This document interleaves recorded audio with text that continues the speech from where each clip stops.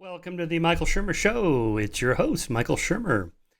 I'm excited to tell you about a new sponsor we have. It's called Wren, W-R-E-N. Wren. Wren is a startup company working to make a meaningful difference in the climate crisis we currently face.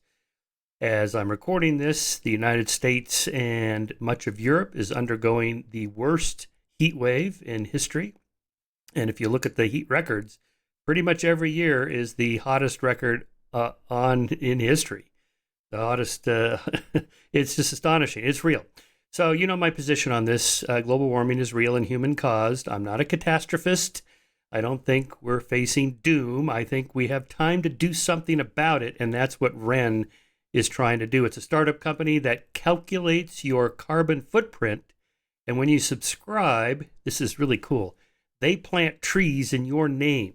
If you go to Wren, WREN.co/Shermer, S-H-E-R-M-E-R, WREN.co/Shermer, they'll plant 10 trees in your name. And they'll even show you where they're planting them. How cool is that, right? We know that that's good because trees are the lungs of the earth to clean our atmosphere of CO2 gases. All right. So that's the deal. Your carbon footprint is really fun to calculate. I did it. Here is mine. Your carbon footprint is 16 tons of CO2 a year. Ah, yikes. Well, but that's not too bad. I'm actually below the United States average of 18.3, so I'm 2.3 tons fewer than the average American, which is nice. Ooh, I'm way more than India at 2.4 and the world at 4.9. Well, you know, I live in the United States. Just across the board, it looks like I'm below average on goods and services, 5.2 versus the U.S. average of 6.3. That's tons of CO2 per year for goods and services. Homes and pets, U.S. average is 1.3. I'm at 3.5. Yeah, well, I use a lot of electricity, and I guess, I have a big dog, Hitch. You heard me talk about Hitch. Let's see, transport. I do better than average. 4.1 is the average. I'm at 3.5. I think probably because I have an electric car, although, you know, it's not like the electricity comes from the electricity ferry out of the wall. We still have to generate the electricity at a plant, which is why I think we need nuclear in the equation of the many things we need to do. Anyway, that's my little riff on this. Check it out. They will, if you go to WREN.co/Shermer, they'll plant 10 trees in your name. It's so cool. I love that. Anyway, thanks, Wren, for supporting the show. Thanks for supporting and listening to the show, everybody listening. And do check out Wren.co/Shermer. All right, this episode is brought to you by Wondrium.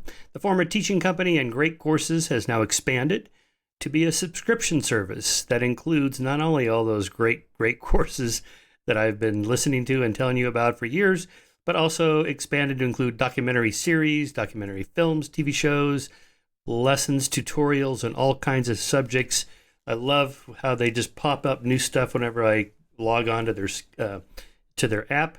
Here's one that will be obvious why I'm interested in this, that I'm going to take here in the next week or two. The Skeptic's Guide to American History. Do you think I'm interested in that? I am. I'm interested in American history, and anything with Skeptic's Guide obviously gets my attention. It's an award-winning scholar and professor examines commonly held myths and half-truths about American history and invites you to think about what really happened in the nation's past as to opposed to what many believed happened. I haven't even looked down at the 24 30-minute lectures, but here's a little sampler. Religious toleration in colonial America? ? No, they weren't all that tolerant. A lot of states, that is colonies, had restrictions and favored religions, the correct religions. And if you weren't that, tough luck, right? So that First Amendment protection, separate church and state religious freedom, was a huge step. That's just lecture 1. 2, neither American nor revolutionary. 3, the Constitution did not create a democracy. That's right, it's a constitutional republic. Andrew Jackson, all right, the myth of laissez-faire. What? Labor in America, strange history, indeed. Myths about American isolation and empire. We've rarely been isolationists. Woodrow Wilson, Roaring Twenties, Hoover and the Great Depression, FDR and the New Deal, World War II, misconception of myths. Ooh, can't wait to hear that one. The real blunders of the Vietnam War. I don't know, like maybe even going there in the first place, but okay, I'm editorializing before I've heard that lecture. Myths about American wars, who matters in American history. And the last one, history did not begin with us. Do you think? All right, check it out. It's wondrium.com/Shermer to get your free trial and 20% off your annual discount. Wondrium.com, WONDRIUM.com/Shermer. You know the spelling, SHERMER. All right, thanks for the support. Here's the episode. As you know, I am the publisher of this magazine, Skeptic. Here's our latest 2 issues and our new redesign on trans matters and abortion matters. Our next issue is on race matters, and the one after that on nationalism matters. So we're tackling new subjects that are just ever so slightly controversial in culture these days. Okay, my guest today is Gary Marcus, a scientist, best-selling author, and entrepreneur.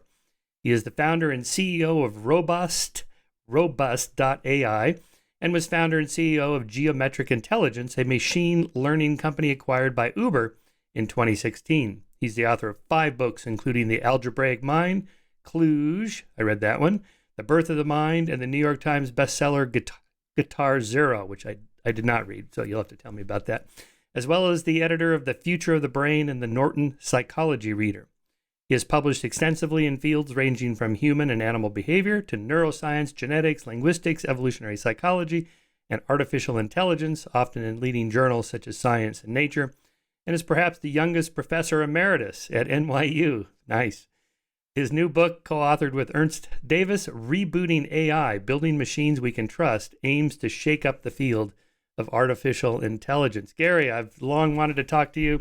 Our mutual friend Steve Pinker always praises your work. You're kind of the skeptic of psychology and AI and neuroscience and all that stuff, which we need, because there's a lot of hype out there, both pro and con, that it's good to clear up. So thanks for coming on. Thanks for having me. I'm a fan and share your skepticism, so this should be fun. Yeah, so, well, let's just start off with AI. That's a hot topic. And before we define artificial intelligence, maybe you could kind of give us a feel. What is natural intelligence? What is intelligence? What does that word mean? It's actually really hard to define because I think it encompasses many things. So the IQ intelligence test gives this illusion that there's like a one-dimensional or two-dimensional score, like that person's 110 or 92 or whatever. And that's just a wild approximation over many different things that go on in this case, the human brain. Though you could look at intelligence in other creatures or in machines, but intelligence has many different components. Like if you pick up an intro psych book, an introduction to psychology, you're going to see things about memory and attention and problem solving and reasoning and language and so forth. And all of those things and many more go into intelligence. So you know, expecting to put it into one number is a bit silly. And expecting a definition might be a little bit awkward. So there are some definitions out there. And, you know, maybe the best one is something like the ability to adaptively solve problems or something in that general vicinity. And I think part of what people are struggling with in AI is there are some kinds of natural intelligence that we're able to match, so or even exceed. So the intelligence that goes into playing a board game, at least some board games, machines are better than people. Turns out they're not quite yet better at all of them. So somebody just had a new result on Stratego and it was better than most people. In Go, the best system is better than all people. In chess, it's better than all people. And, you know, maybe in diplomacy, it's really not that good at all. But there are some specific board games on which current artificial intelligence is clearly better than most humans. And then there are many things that humans do, excuse me, they're much better than any current machine. One of them is understanding language. Understanding a conversation is something that no machine can really do. We have some machines that sort of fake it for a little while, excuse me, but there's no machine that actually understands a running conversation or a story, a short story, an article, or anything like that. And so, you know, clearly part of human intelligence is to do that. And of course, you could say, well, chimpanzees have some measure of intelligence they can't read. There's a lot of different things going on. So the things that we might call narrow intelligence, some of them machines can do pretty well. You might say driving is a relatively narrow intelligence, or you might have guessed that. turns out it's really hard to get a machine to do that reliably. So there's this whole spectrum of things, and it's a little bit like the old line about pornography. I know it when I see it. Like it doesn't emit sharp definition. Then again, the lesson of 20th century philosophy of language is that the only things that emit sharp definition are like geometry things. Like a square has a sharp definition, but Wittgenstein's point is that, a chair doesn't have a sharp definition, or a game doesn't have sharp definition. Intelligence is a lot of different things, some of which we know how to build in silicon nowadays, and some of which we don't. Since you brought that up, I just wrote a piece on trans, on the kind of the reviewing that movie by Matt Walsh, What is a Woman, and how hard people seem to have a time defining a woman. And then, it kind of comes up at the end, well, it's an adult human female, right? And so I had introduced Wittgenstein's problem with the game. And then Pinker sent me an article, or I guess a book by Bernard Sweets and Thomas Herka, who then defined a game as playing a game is a voluntary attempt to overcome unnecessary obstacles. And that you can, in fact, define a game. Or maybe what about the Hunger Games? Were those guys volunteering? I mean, you can always pick cases on this. The Gladiator games, are they not games because they were compulsory? Like any definition you give me, that was Wittgenstein's point. Is it's actually pretty tough. And the other famous example on that end is like the Pope is a bachelor, right? Because he's an unmarried man or whatever. But like you're really missing something to call the Pope the bachelor. So there's a lot of gray areas. Right. And it's interesting to ask why that's the case and how it is that we human beings tolerate exceptions and reason over these definitions that are loose and so forth. There's a whole set of questions in psychology and philosophy around that. But it's probably unrealistic to expect that words that we use in practice in the real world are going to admit careful, sharp definitions unless they're mathematical terms. That doesn't mean we can't talk about intelligence, or we can't talk about games, or we can't talk about chairs. It means, because like a beanbag chair is a chair. It means that we have to be a little subtle, and we rely on having common ground about the world in order to navigate the fact that our terms are a little bit loose. But usually in context, they're pretty clear. But here, I know it when I see it. I think I know intelligence when I see it, but Watson beat Ken Jennings, the greatest Jeopardy player of all time. That looks intelligent to me, but as I understand it, Watson doesn't even know it's playing Jeopardy. Much less be happy that it beat the great Ken Jennings, right? So none of these AI systems really know what it is that they're engaged in doing. It's like they're glorified spreadsheets and they're going through some calculations, but they don't have a lot of introspection. It turns out that Watson was really good at one thing. We didn't know what that one thing was. That one thing was guessing the title of the Wikipedia page that was closest to the clue. It turns out that 95% of the answers in Jeopardy are titles of Wikipedia pages. So it gave this illusion of kind of reasoning about things and the clues. It was really just trying to find, which title is closest. And, it was fast on the buzzer and it did that reasonably well. And so it succeeded. But in a certain sense, it was an illusion. It looked like it was solving a harder problem than it actually is, which has often been the case in AI, that AI systems find some workaround in a way that's not really the thing that us scientists really were hoping to solve. So, I think some people hope that if you could solve Jeopardy, it would reveal some great understanding of language and inference and, how you deal with all these funny puzzle clues. It turns out there's a different way to solve the problem, and it took that different way to solve the problem. Interesting, right? So, but and just to put a fine point here on a recent news story about the AI chatbot. How do you pronounce that? LaMDA, right? LaMDA. Yeah, LaMDA. I forget what that stands for. And everybody was chatting up, like, oh, it's reached sentience or whatever. And I believe you squelched that. I wrote a piece called "Nonsense on Stilts." Yeah, in my GaryMarcus.substack.com, I wrote a piece called "Nonsense on Stilts" that went totally viral, and I talked about it a lot on the radio and podcasts and stuff like that. That piece hit an incredible nerve because here you had this Google engineer thinking that this really not that sophisticated AI was sentient. And of course, nobody in the conversation really tried to define sentience. There's a dumb definition not dumb, but a narrow definition of sentience, which is like has some kind of sensation. And by that sense, like my watch has this, my Apple Watch has sensation because it can sense gravity with its accelerometers, but that's not really what people meant by it. They meant like that it's conscious in some way, which is ridiculous when you look at how the system actually works. Because what the system actually does is basically autocomplete. Like you type on your phone and then it predicts the next word. LaMDA is really just a very souped up version of autocomplete. And when you type in your autocomplete, hey, it's late. Before I come home, I'm going to stop by and it says, grocery store. It's not that it knows what a grocery store is or what running late is or what you are, or that you're telling someone that you're going to be delayed. It doesn't understand any of that. It just understands that in this context, other people have typed things like this. And what's hard to wrap our minds around is that if you do that kind of exercise, but with trillions of words in your database, you can sound compelling without having any clue what it is that you're talking about. So the system would say things like, in my spare time, I like to spend time with my friends and family. But it doesn't actually have friends, it doesn't have family. And it's not actually, and it'll say, I like, helping people or something like that. It's not that it really wants to help people or that it cares about platitudes that would please you. It's just that it's a big database and that's what people say in these circumstances. And so that's what it says. And so it was kind of crazy from a technical perspective to think that that system was sentient. I mean, it really isn't. And the AI community is often fractured, but we pretty much all agreed on that. It was maybe one or two exceptions, like 98% of us, like, we understand how this thing works. We know what it does, and it's just a wacky claim. It doesn't mean no AI system ever could be sentient. Like, you might want to define your terms and talk about how it operates. But this one, that's just not what it does. It's just an autocomplete system.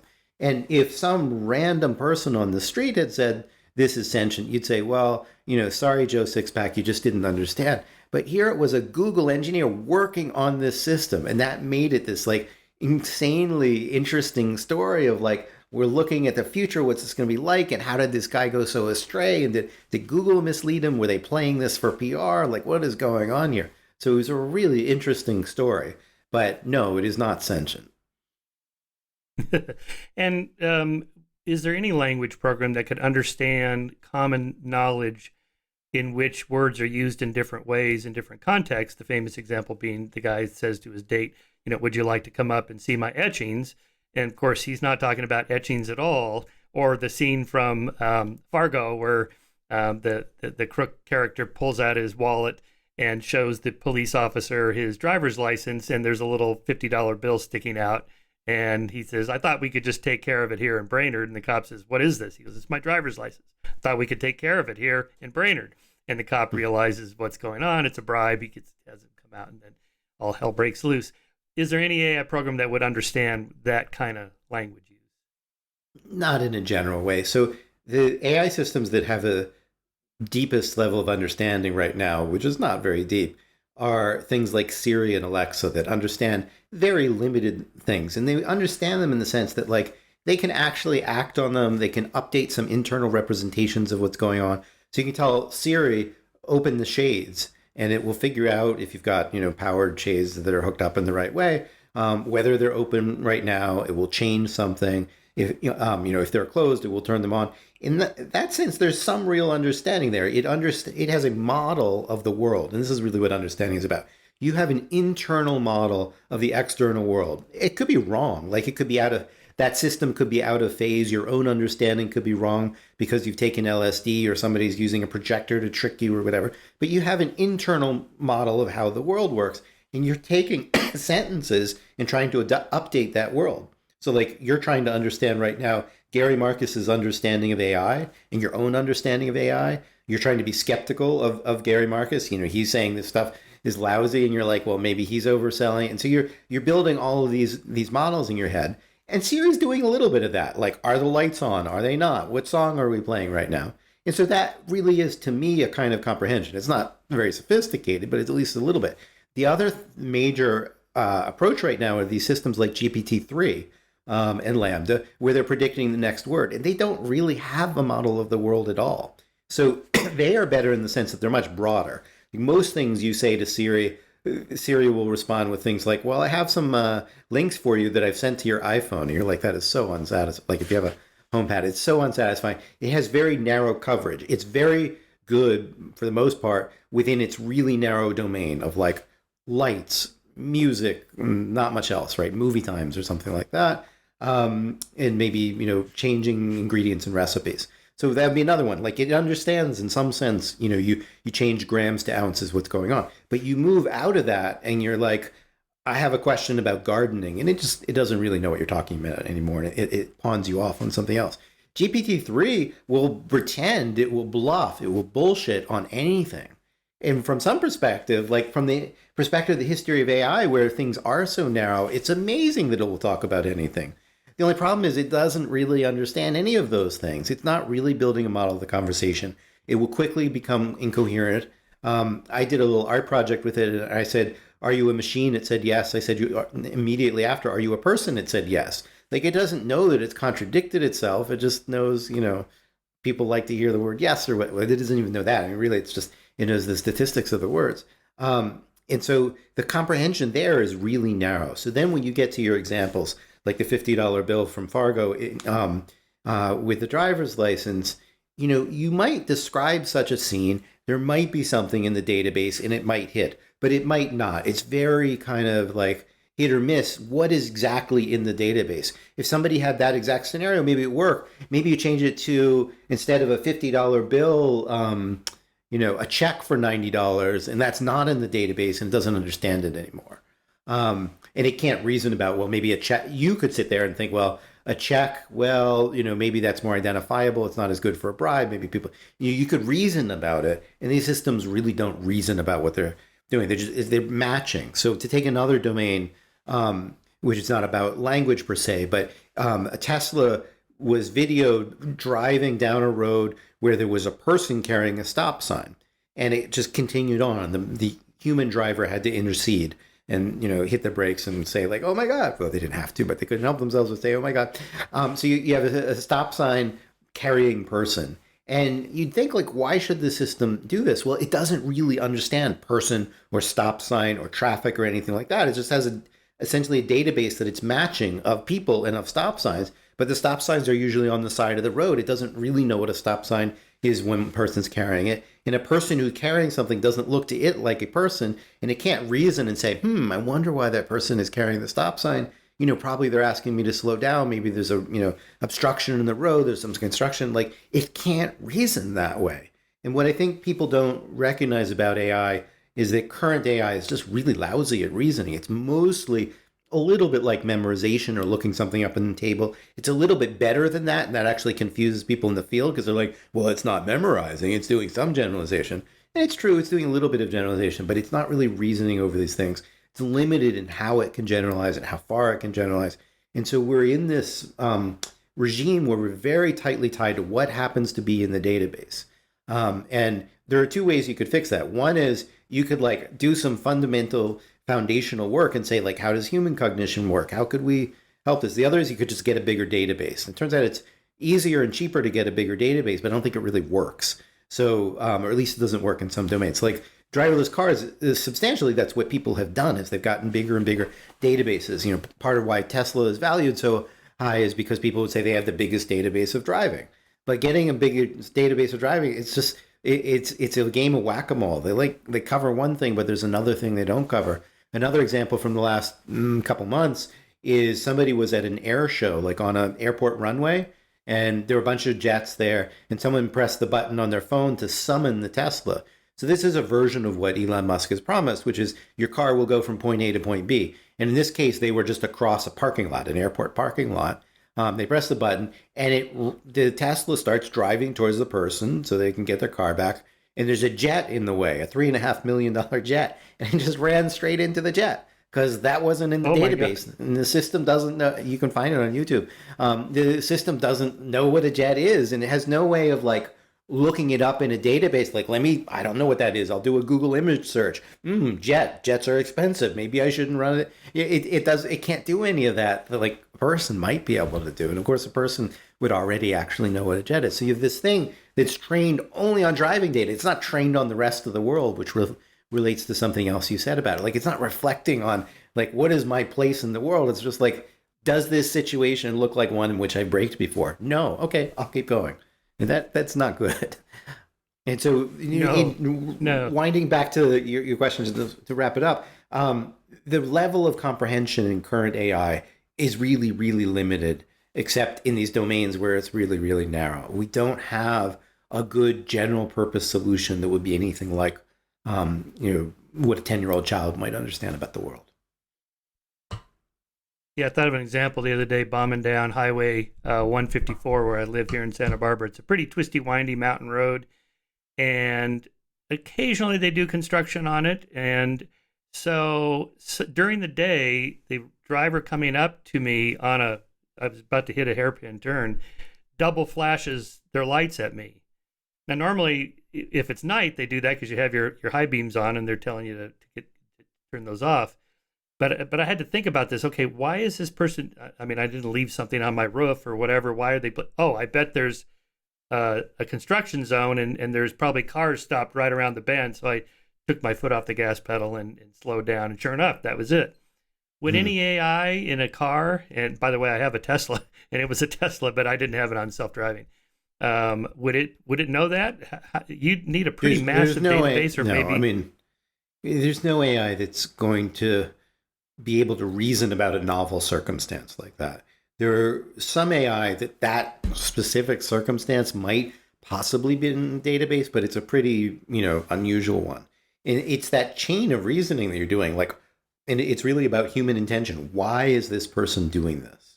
And current AI, and I'm not saying that no AI will ever be like this, but current AI doesn't really reason in the kind of currency of human intention. It doesn't really have a way of talking about it, thinking about it, and so forth. Another way to think about it is the sweet spot of current AI is really recognizing objects. So you show a bunch of different pictures of phones, and maybe with different cases. Maybe you see one with a slightly different case, and it generalizes to that. Okay, fine. So some of that, there's different approaches, but some of that's called supervised learning. So you have pictures and labels, for example. Well, that paradigm works really well for some things like speech recognition. So transcription, which Siri is pretty good at, works basically because there's a lot of labeled examples. And there's some additions to that we don't have to go into. But that same paradigm doesn't work well for an intention. You don't have a picture that you can show of an intention. I mean, you could take a few frames from a graphic novel and label it or something, but that's really not the point of intention. You're thinking about things that are abstract and intangible, and that just doesn't fit in the current paradigm. We need to do some hard work.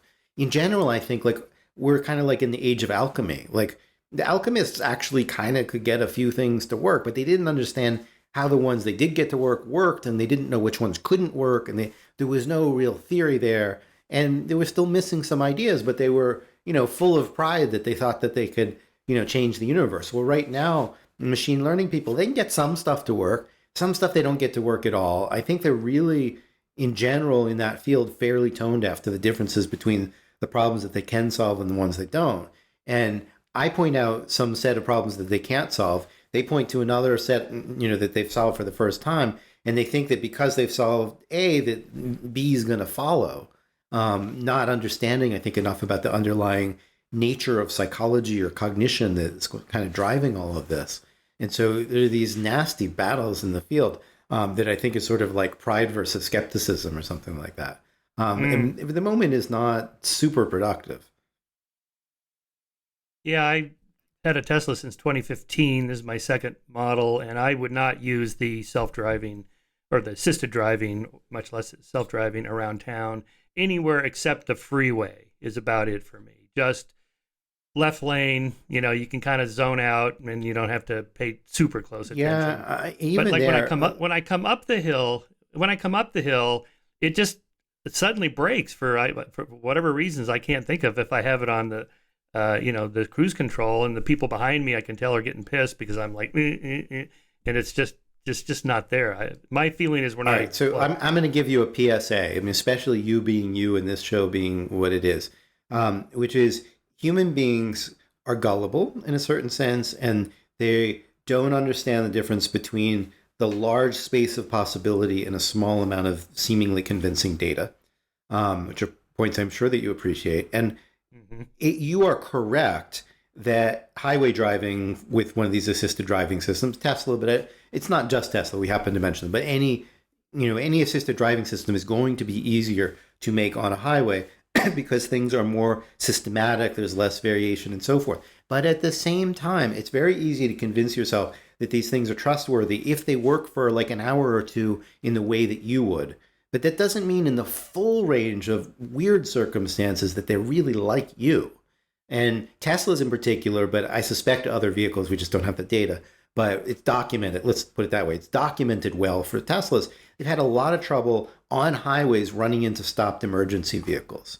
And so I don't happen to own a Tesla, but if I did, I would not fully trust the highway thing. Like I would treat it like cruise control. Like, cruise control, you can take your hand off the, or your feet off of the accelerator, and it's kind of okay. But you really have to be in the game. You just can't like go check your cell phone. And it's the same thing with a Tesla on a highway. Like 99 times out of 100, or 99,000 times out of 100,000, or 99,999, it's gonna be fine. But it turns out that they have run into median strips. They've run into stopped emergency vehicles. They've done these things multiple times. They've run underneath tractor trailers in different configurations, decapitating the drivers.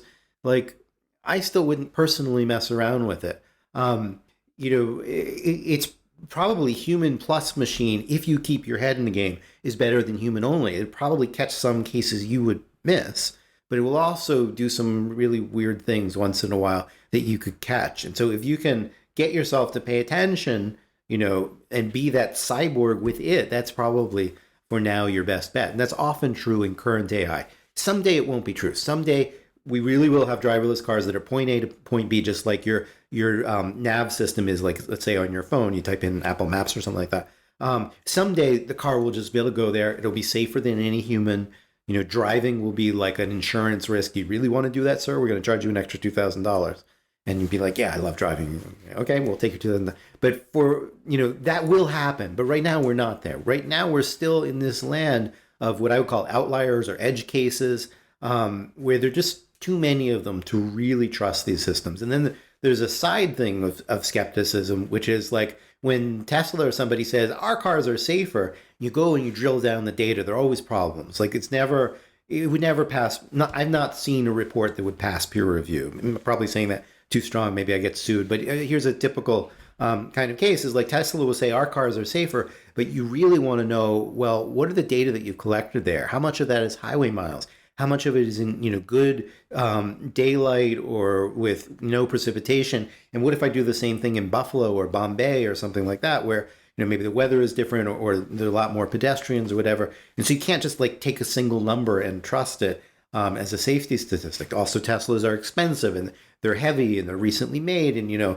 if you compare this to a 1982 Ford Escort, yeah, you would rather be in the Tesla than the Ford Escort, but that doesn't mean that it's because of the driving system in the Tesla is better. Part of it is just like mass, and it's, an electric car has its advantages of its own. But understanding like the quantity, the magnitude of the effect, how much is it helping, or is it helping at all, is a really hard question. The kind of question that like, skilled economists or psychologists who like to rip apart studies and ask for more controls, it's that kind of thing. Like I look at these studies, and I was trained by Pinker as a cognitive psychologist, and I look at these studies and I see 3,000 flaws, and I'm like, I need this control and I need that control, and Tesla doesn't put it out, nor does anybody else. I mean, I pick on Tesla because they're the most visible player in this, and like Waymo, isn't even putting out its data, so that that's. But it's not a consumer product. But so Tesla is this, consumer product where the data that we really want are not out there. My advice is do not trust these things for now. And the other thing to worry about is we're going to hit this valley of complacency where they look like they're really good. I'm kind of describing that for the highway situation. And they're probably not, at least initially, going to be as good as they appear if you take them for a couple hours. And so like we get fooled very quickly. And the same thing with LaMDA, going back to the sentience. Like, it's easy to fool a person. We did not evolve to detect machines that are impersonating people with 98% accuracy. And a machine that impersonates a person with 98% accuracy is actually pretty dangerous. But you have stuff in your brain to detect a snake, right? Most of which aren't actually dangerous. But in order, evolution probably selected for people that were afraid of snakes because a few of them, kill us.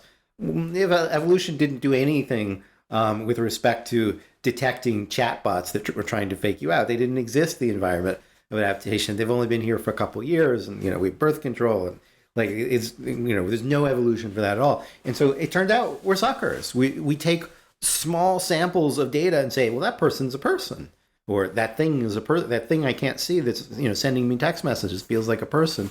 And nowadays it might not be, and maybe some of the time it would be reliable and some not.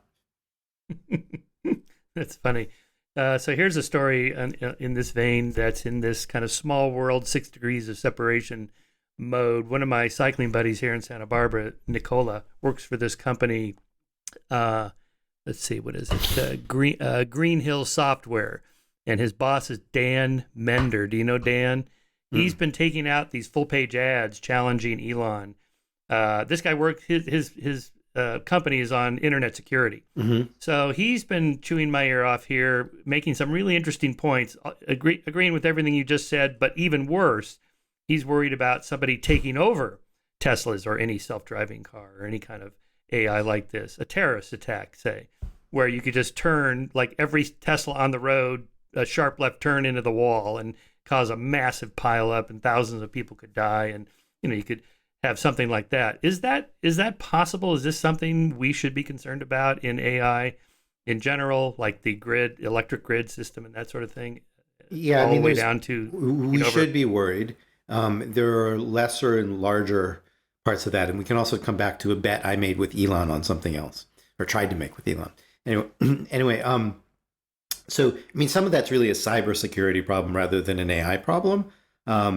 I had a friend a number of years ago who was able to hack a Tesla, with a phone and turn it on and drive it and stuff like that. Probably that particular thing's been patched, but that's what happens with cybersecurity, right? Is people figure something out and then, it gets patched, but then there's some other problem.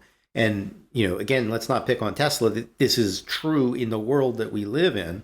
It also scares me with brain implants, which Elon happens to be involved in as well. We're just not that good at cybersecurity. The hackers are winning.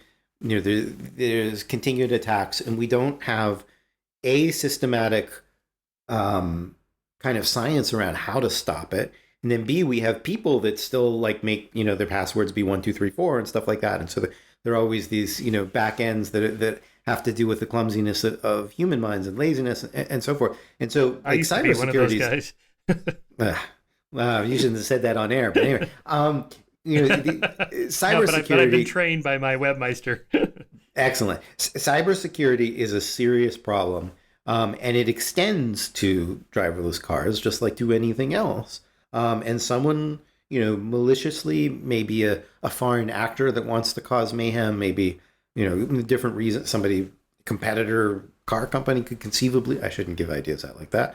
Can we rewind now? Anyway, there are lots of scenarios in which somebody could deliberately do such a thing by, doing the kinds of things hackers do, which I won't give you a guide to, but, they're pretty well known. And then Tesla has an additional thing, which is they do over-the-air updates, and people, that's another avenue of attack. I really shouldn't even give people ideas. I'm just going to stop here. But yes, that kind of stuff could happen. There are lots of ways in which it could happen. And there are people that think about doing such things. It's not necessarily an AI problem, though you would like AI to be able to detect such things. And I would say right now that AI can do that a little bit, looking for anomalies of certain sorts. But again, we don't have anything like a complete solution to that. And then my bet. One counter argument to that. Okay, you go ahead. You think? Just one counter argument to that is if they could do that, why haven't they done it already with, say, airplanes? Since terrorists love to bring down airplanes, why not just take over the planes are online, right? Just take over the controls from the pilots and crash it. Probably there's been a limited amount of that. I think that there may be some differences in the level of security that is built into the airplanes as opposed to the cars, and level of accessibility to the technology. So I don't know for sure what's going to happen, but Teslas have been hacked multiple times. They're easy to get a hold of. They're not that expensive, or you can steal one. And, it's harder to get your hands on a jet in order to figure it out, and they're complicated systems and so forth. I also wouldn't count on it never happening with jets just because it hasn't before. There was a attack that a friend of mine noted in the airplane security system, and he's like, "It's weird, nobody's ever done that." And then, 3 months later, somebody did it. It wasn't good, and I'm still not going to remind people too much about the specifics. But all of these systems, I think, are to some degree vulnerable. I think society as a whole underestimates how hard cybersecurity really is, and doesn't put in the effort to get it right. And so there are vulnerabilities there. They're not unique to Tesla, but anytime somebody has some kind of like networked device that has consequence for harm, you need to think through seriously what the issues are. A secondary issue there is that Tesla could have a bug in its over-the-air updates, which are not regulated in any way that I know of, and that could cause mayhem. Somebody could change a sign or something like that, positive to negative, or you think about I forgot which space exploration vehicle it was that crashed because inches and centimeters were interposed or replaced or something like that. Right. Somebody could do that accidentally in Tesla, and if you have a fleet of 1 million cars and you send out a bug, you could have a fairly significant event as a consequence of that. And I worry there's not enough regulation on like stress testing over the air updates. And again, not just Tesla. Eventually, like, there's going to be a problem for other folks, and maybe it already is to a degree that we don't know. So, like braking systems, that may be a problem in general in the auto industry now, because people do have updates and software updates, and they can have problems and stuff like that. So, like, it's a blessing and a curse if you have an over-the-air update in your vehicle. Yeah, Kevin Kelly makes the point that the more complex the technological system you're talking about, the more difficult it would be for any terrorist or terrorist organization to hack it, because there's so many layers that you'd have to get through. Although I suppose if it's a state Kevin's terrorist, wrong about that. Yeah, like we have very complex operating systems now, and terrorists break them routinely. You don't necessarily have to break everything. You have to find a single point of failure. And, there's probably something to what Kevin's saying, but at the same time, as the systems become more complicated, there's also more attack surface. And so, maybe the terrorist doesn't understand the whole system. And in fact, probably nobody at, Apple does, or nobody at Microsoft does, or whatever. No one individual understands it all. But from the perspective of the attacker, they don't have to understand all of it. They just need to find a piece of it that breaks, that's connected to some other piece. And so, I mean, look, I don't think a lot of statistics on this are even published, but I had a conversation about this the other day with someone who's very well dialed in on what's going on. He said, look, the hackers are winning. We don't really have, great solutions. And, the number of these attacks is not going down. Let's put it that way. So, Kevin's often more optimistic than I am. And I would say that's an optimistic view of it. But if you look at the empirical data, there are attacks all the time on people's watches, on their phones. There will be on their cars if there aren't already. And there's already a little bit on cars, like people trying to take control and stuff like that. There are some published incidents like that, and there are probably some unpublished incidents like that. So I'm sorry I'm not giving a lot of comfort here, but that's not really why you brought me here. No, it's all right. No, this is good. You're a good skeptic. What's the motivation of these terrorists besides the obvious one of just money or ransom or whatever?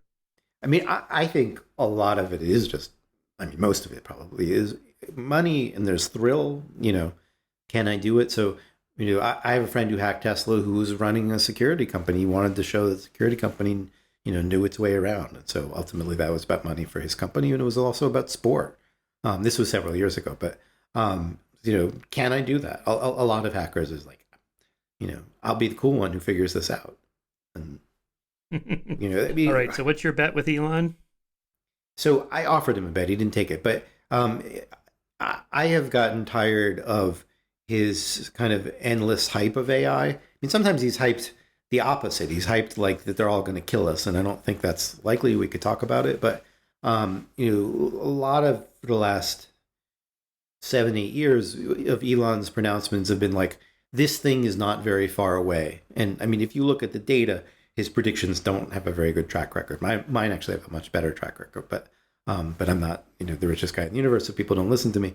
But he said in 2015 the driverless cars were a year away, and we were supposed to have a fleet of 1 million self-driving taxis, all this kind of stuff. So not too long ago, I started this Substack thing, GaryMarcus.substack.com, and started writing little essays explaining different aspects of AI. And around that time, like I've been doing this for a few weeks, Elon said in a tweet to Jack Dorsey, 2029 is going to be a pivotal year. So first of all, that already sounds like bullshit to me. As a scientist, you should have a confidence interval around anything you say. You might say, like, in the period of 2028 to 2032, we maybe expect, something. And he says, most probably, or more likely than not, I think was his phrase, we'll have AGI by then, and then we'll have people on Mars. And on Mars, I'm not an expert. I would say if we have them on Mars in 2029, people there, that it'd be one-way ticket. We're not going to solve the return part of the trip. And so, you have to decide if you want to be, stranded there. But I leave that to others. But saying that we'll have artificial general intelligence, by which people mean roughly like human level intelligence. It doesn't have to be identical to humans, but there's kind of the flexibility and resourcefulness of people. And I don't think there's any chance that's going to happen by 2029. Everything is really unrealistic. So I started writing this essay explaining to Elon why this was, not so plausible, including some of the stuff we talked about today, outlier problems and some methodological problems that we have in building AI. Like, we don't know how to engineer these really complex systems. We just really don't have systematic ways, the way we can engineer a bridge. We can't do that for a cognitive system that's out there in the real world. We just don't know how to assure ourselves verifiably that we are on a right path for something. And so I said, this is premature. And then I wrote this little essay. And then with a friend of mine, Ernie Davis, co-author of Rebooting AI, we'd already been working on a list of things that, what would you count as AGI? How would you know? And so I thought, this is a good place to actually put some money on this and like make this a real thing. So I offered $100,000, which for me is real money. For Elon, it's not real money. But, for me, it would actually hurt to lose $100,000. It would be nice to win $100,000. And so I offered $100,000 if we got at least 3 of 5 landmarks. And they were things like being able to understand movies, understand novels, be able to translate mathematics that are described verbally into symbolic mathematics that you can manipulate. Programming, let's say 10,000 lines of code, not just like putting library together, and being like basically a cook's helper or something like that with a robot. And so I said, if you can do 3 out of 5, that makes you, reasonably general. And I said, this is not going to happen by 2029. $100,000 says you're wrong. And then I put out this bet, and an hour later, somebody else in the field doubled my bet, Vivek Wadhwa. And, he wow. doubled the bet because he was sick of Elon kind of mouthing off and deluding the public about where we really are, and kind of causing problems because it leads people to think that we don't need to invest in new ideas when we do. And then like a couple hours after that, the bet was up to $500,000. Like, other people matched it. The Long Now Foundation said they would host it. Metaculus turned it into something on their forecasting site. World Summit AI said, let's host a debate, Elon. No word from Elon. But the community liked the bet. They argued about which of the 5 would come first. And there's the Metaculus side, so anybody can kind of play at home now. I think it's unlikely that he will take the bet. It's not really in his interest to put his money where his mouth is in that sense. But I think that it's good to have people realize that there's a lot of hype around this, and people who are doing the hype don't actually want to put their money where their mouth is. And that should be a kind of wake-up call that you're being lied to, right? Like, if Elon Musk is worth whatever he is this week, $200 billion, and he's too chicken to put in $500,000 to stand behind what he's saying, that should be like a wake-up call. I think so. I did that with the UAP UFO enthusiasts who have been chatting up this for the last year that the U.S. government is about at any moment to disclose that we've either made contact with aliens or that these UAPs represent super advanced Russian or Chinese technology. So I said, okay, how about I'll put up $1,000, you put up $1,000. I'm not going to do 100,000. If say by December 31st, 2023, so you got more than a year for this to happen, that there'll be no disclosure of either of those, and that it's just nothing. It's just camera effects or whatever. Mm-hmm. And nobody even responded. I mean, but I think it's more fun on Twitter to just post like, oh, today's the day. This is it. This is our year. We're going to find out X. And then just, like people that make prophecies like that rarely get checked at the end of the year. How did your prophecies turn out? Prophecies are because cheap, I don't think social media. Yeah. The point of social media is not to make a prediction. Really, it's like a prediction market. We have to put money up. Is a very different game. Yeah. And I mean, I think the larger problem with respect to AI is it is a big part of our current life. It's going to become a bigger part of our current life. And people are not getting the straight deal about what's actually possible right now, what the risks of what's out there right now is. It's in the interest of Google, for example, to tell you that AI is close. And, there's lots of hype from Sundar and other people. And the media coverage, and this will not be news to you, the media coverage of science is not very skeptical. Right.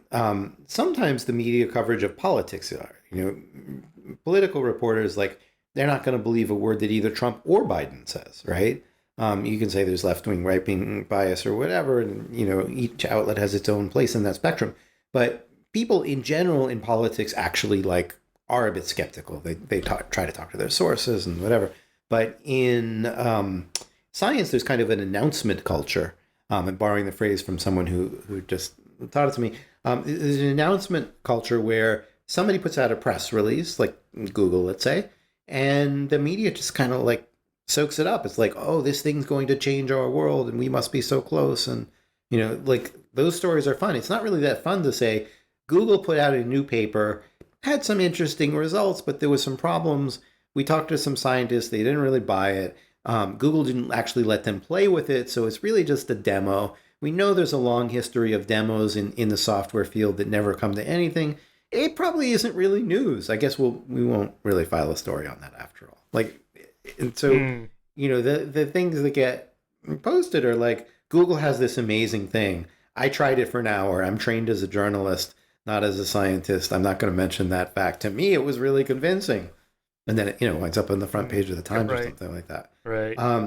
And people are pretty deluded about what the current state is. And I mean, Blake Lemoine is the ultimate version of being deluded because he's the Google engineer who thought the system was sentient. But by and large, lots of people are. There's been lots of investment in AI. I think suddenly the investors are waking up that just because something has AI in it doesn't mean it's magic.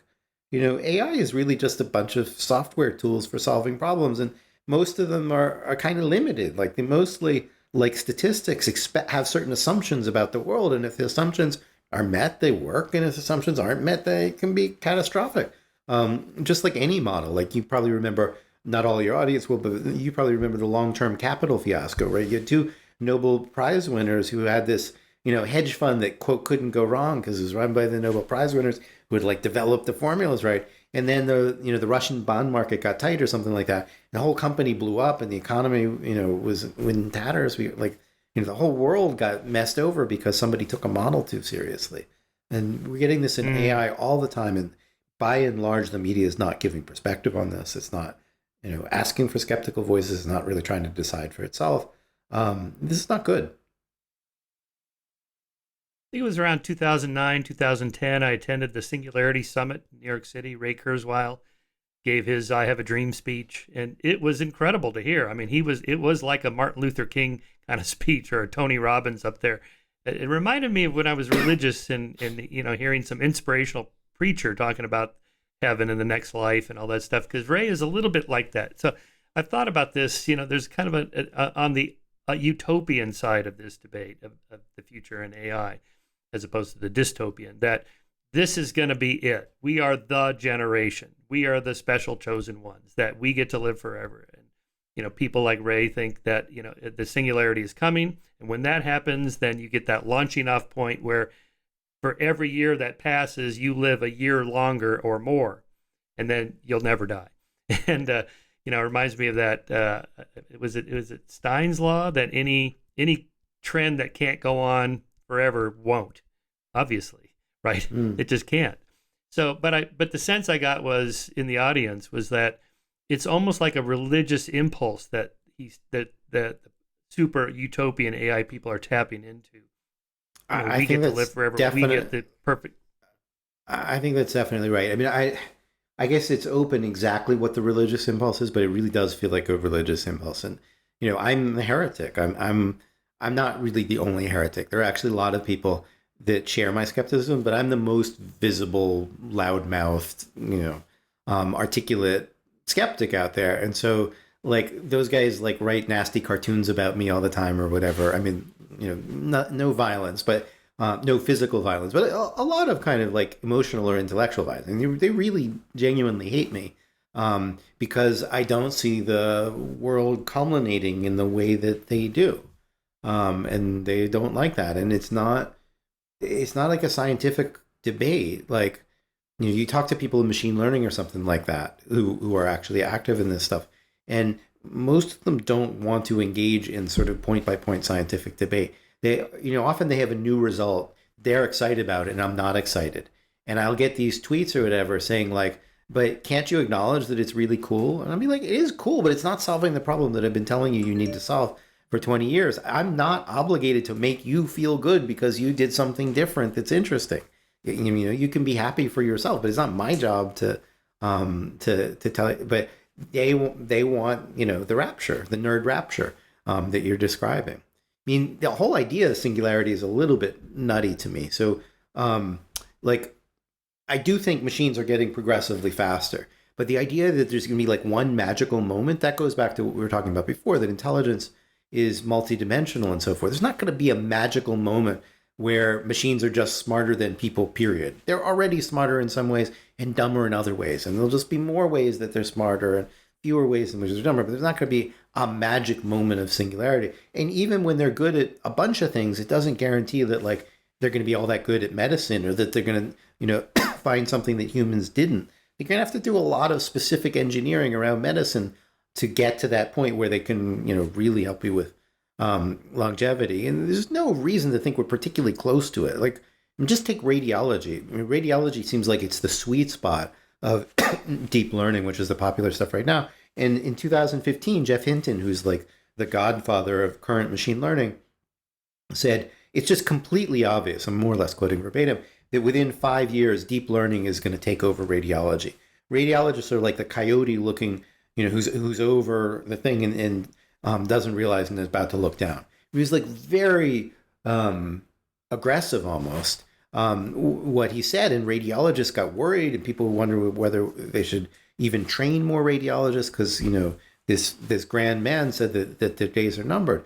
And so what happened in the interim is, and this is just diagnosis, this is not life extension, right? But 6 years later, there were like 500 startups in radiology. So people like took the hint. And we actually have a radiologist shortage, and no actual radiologists have been replaced by AI because most problems are actually harder than they initially look.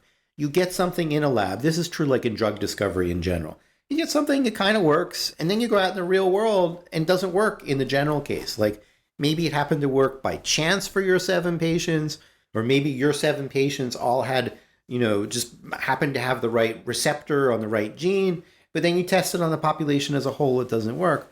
Or with radiology, it works in well-lit slides, but if there's like a problem with the lighting, the AI system doesn't really work anymore, and you really need a human there. And so you have all of these like lab results that don't translate, at least so far, into product. And then it turns out that radiologists don't just look at pictures, they actually read text, and they're like, oh, this guy has a spot here because he got a nail through his head that was never removed. And so, I read that in the text and I interpret the image in a different way. And we don't have AI that can do that. And so that's not even life extension. That's just reading a slide, right?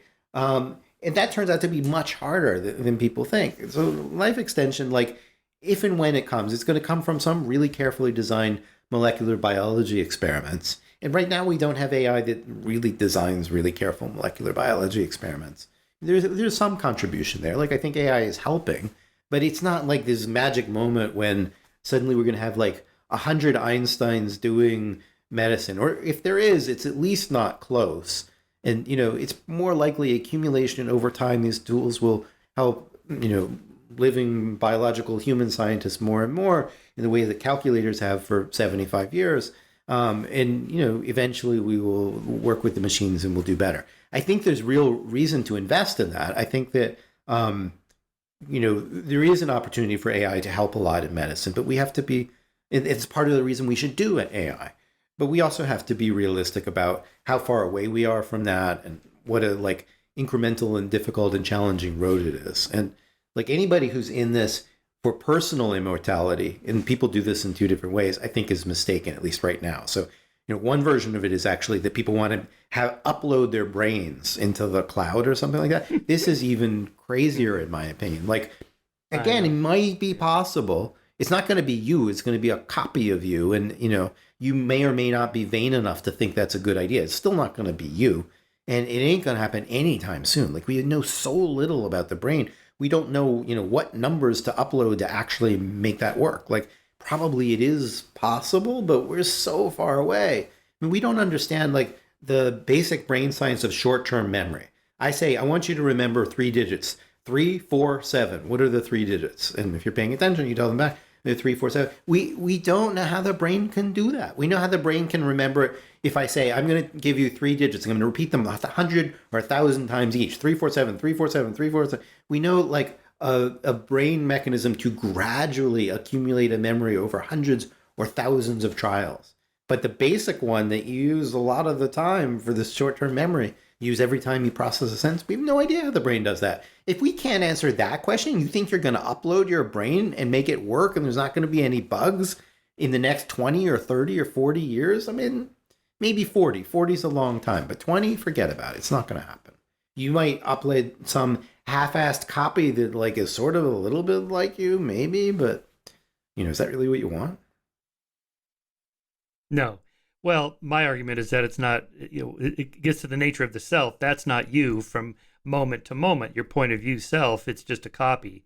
If you scanned your brain while you were still alive and just uploaded the copy, then you'd be standing there going, well, that's not me because I'm right here. It's like a fork of you. By the way, that would only be a... Yeah, it'd be a fork. Yes. And it would just be a snapshot of you right at that moment. That's right. It would be, and it'd be more like an identical twin than you, and it would, quickly diverge and like... So, like, I mean, there's some question about whether you'd want to do this at all unless you're really vain. I mean, there's some people that are like, the world needs more copies of me. These are the kinds of people who have 9 children, I suppose, mentioning no names. But, you have to be pretty vain to think, like, there ain't, nothing better than me, and the world needs, like, a lot of copies of me. I can't be improved on. So it's a whole different thing to say, like, I would like to upload, the best of Gary Marcus, and hopefully you can improve on it. Like, that's a different game. Then you can't just make a copy. You have to actually understand how the copy works so that you can engineer to improve it. Like, there's some things about Gary Marcus I don't, really think the world needs to have more copies of, right? So.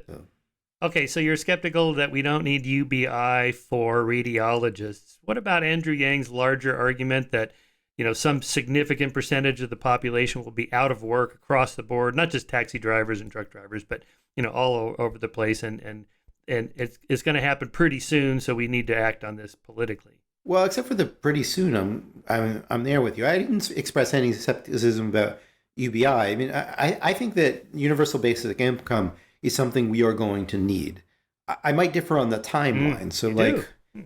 I mean, I don't think we need it next week, although there are arguments for it even independent of technology in terms of distribution of wealth, which right now I think is just wacky. Oh, right. And I think that in 200 years, I'll be really conservative. I don't see how we could not have a universal basic income. My view is we will get there either gently and peaceably or in a really, rough and rioting and deaths kind of way. but the trend lines for asymmetry of income are so strong. And life is not getting easier in the pandemic for poor people, right? I mean, it's not getting any easier for But any what of us, about but it's so what about people like okay. Peter Diamandis that you wrote about in your book? You know Yeah. that this AI in the coming century or so is going to lift everybody up to the equivalent of fairly wealthy people today. You know, the Well, poorest that's will be Diamandis's just like middle argument. class today. I mean, that's Diamandis's argument, not mine. My view on it is somewhat neutral. Like I think that AI could make our lives better or worse. That we need to really think about how we regulate it. Um, Policies around AI safety and distribution of access, and there are a lot of hard questions there that we could maybe get right or maybe screw up. Right now I look at American politics. I'm U.S. native, and I'm depressed by what I see. And like, if we can't get some basic things right that we had right for 50 years and now we mess them up, like, what's to say that we're going to be able to get our AI policies right? So I don't think it's by any means a given that AI will be used as a tool that sort of makes everybody reasonably wealthy and nobody suffer too much. I think it is possible to do that. Like, there is a positive scenario that we can try to work towards, but I think we're not quite on the right path right now. But like, there's a conceivable path that would be pretty positive in the Diamandis way. It's a pretty dark path too, like surveillance capitalism, like we have now, getting a lot worse, and more consolidation of the wealthy who have all of the data and have all the access, causing more and more hard time for the poor people, and eking out more, kind of doing more rent seeking, making things more asymmetrical. And like, it's just not a given how all this is going to play out. And a lot of it has to do with policy. Some of it's about technology. And there are really important open questions there. Like, is big data actually the right answer to intelligence? Like, humans generalize with small intelligence. Maybe somebody who isn't Google, who doesn't have big data, will come up with a better idea than Google or Meta or whatever that has the big data. So there's some technical questions, but there are also a lot of social policy questions about how we might regulate these kinds of things, what liability is, et cetera, et cetera. And, partly because people treat AI as magic, don't really get into the details of how it works, a lot of the discussion is really not anchored in reality. Or you have like a lot of people talking about AI ethics now. And I think it's a good thing. Like, we should think about, do our AIs make ethical decisions? But if you don't make contact with the technical machinery of how it works, then you're just kind of like blowing smoke. It's like saying, I like mom and apple pie. I mean, great, we all like mom and apple pie, but how are we going to get from the systems we actually have? So, I mean, the thing I care about most right now is Asimov's laws are, start with like, don't do harm to others, right? And we have no idea, literally no idea right now, or at least no compelling idea about how to program a machine to recognize a harm. We just don't know how to do that. And so, like, you can write all day about how it would be great if your machines didn't cause harm, but the only things that people are really doing like that is they're trying to rein in systems like GPT-3 to make them not recommend suicide and homicide and stuff like that. And people aren't really succeeding in that. These systems are like bulls in a china shop. They're not very controllable.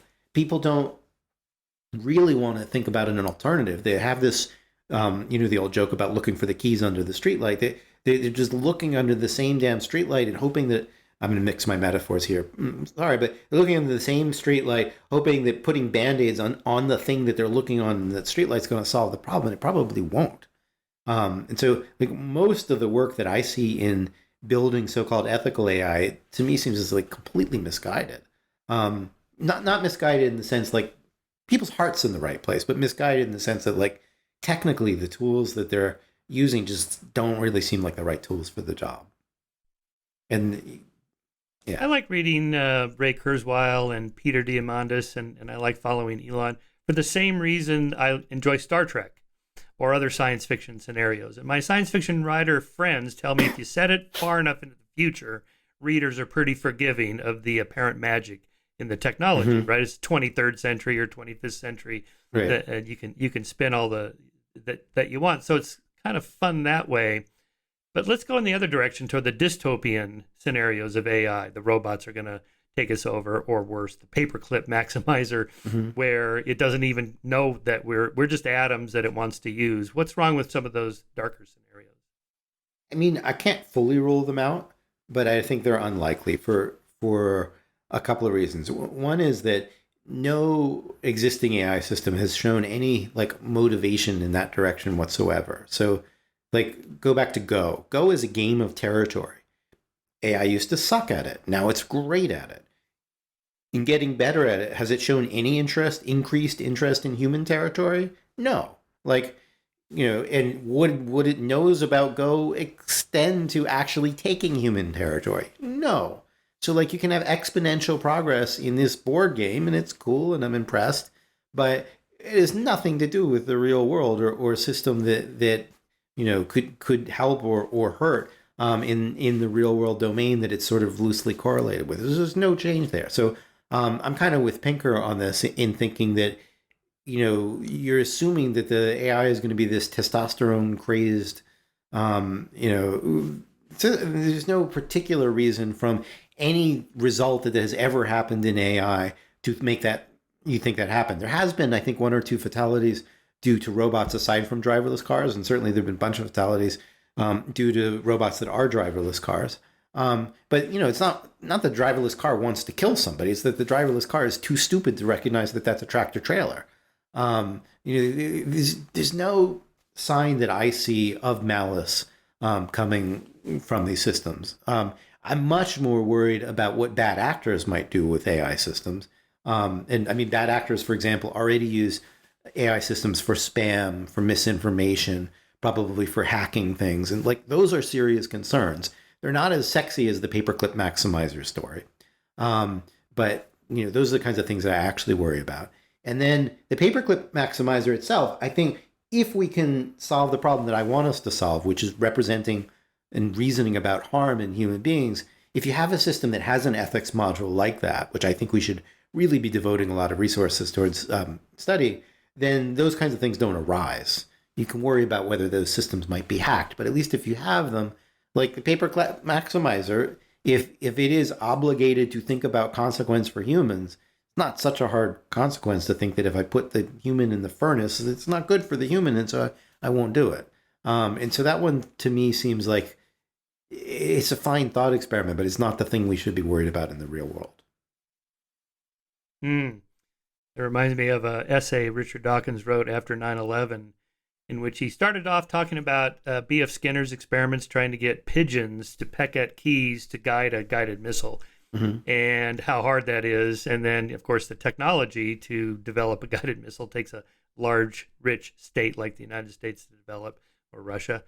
But a terrorist doesn't have that kind of money, but they do have the capacity to rewire somebody's brain to want to fly a guided missile, essentially, by infecting them with the virus of religion and the afterlife and the rest.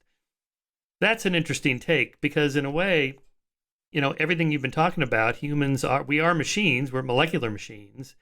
So is it only a matter of time and complexity where maybe, say, it's a century or two or three away from now, where you could have essentially a human-like machine that you could then infect with religious-like beliefs that would then motivate it to do harm? I mean, I think we can do that sooner than a few hundred years. I mean, motivating a system is basically just programming it, and we know how to do that.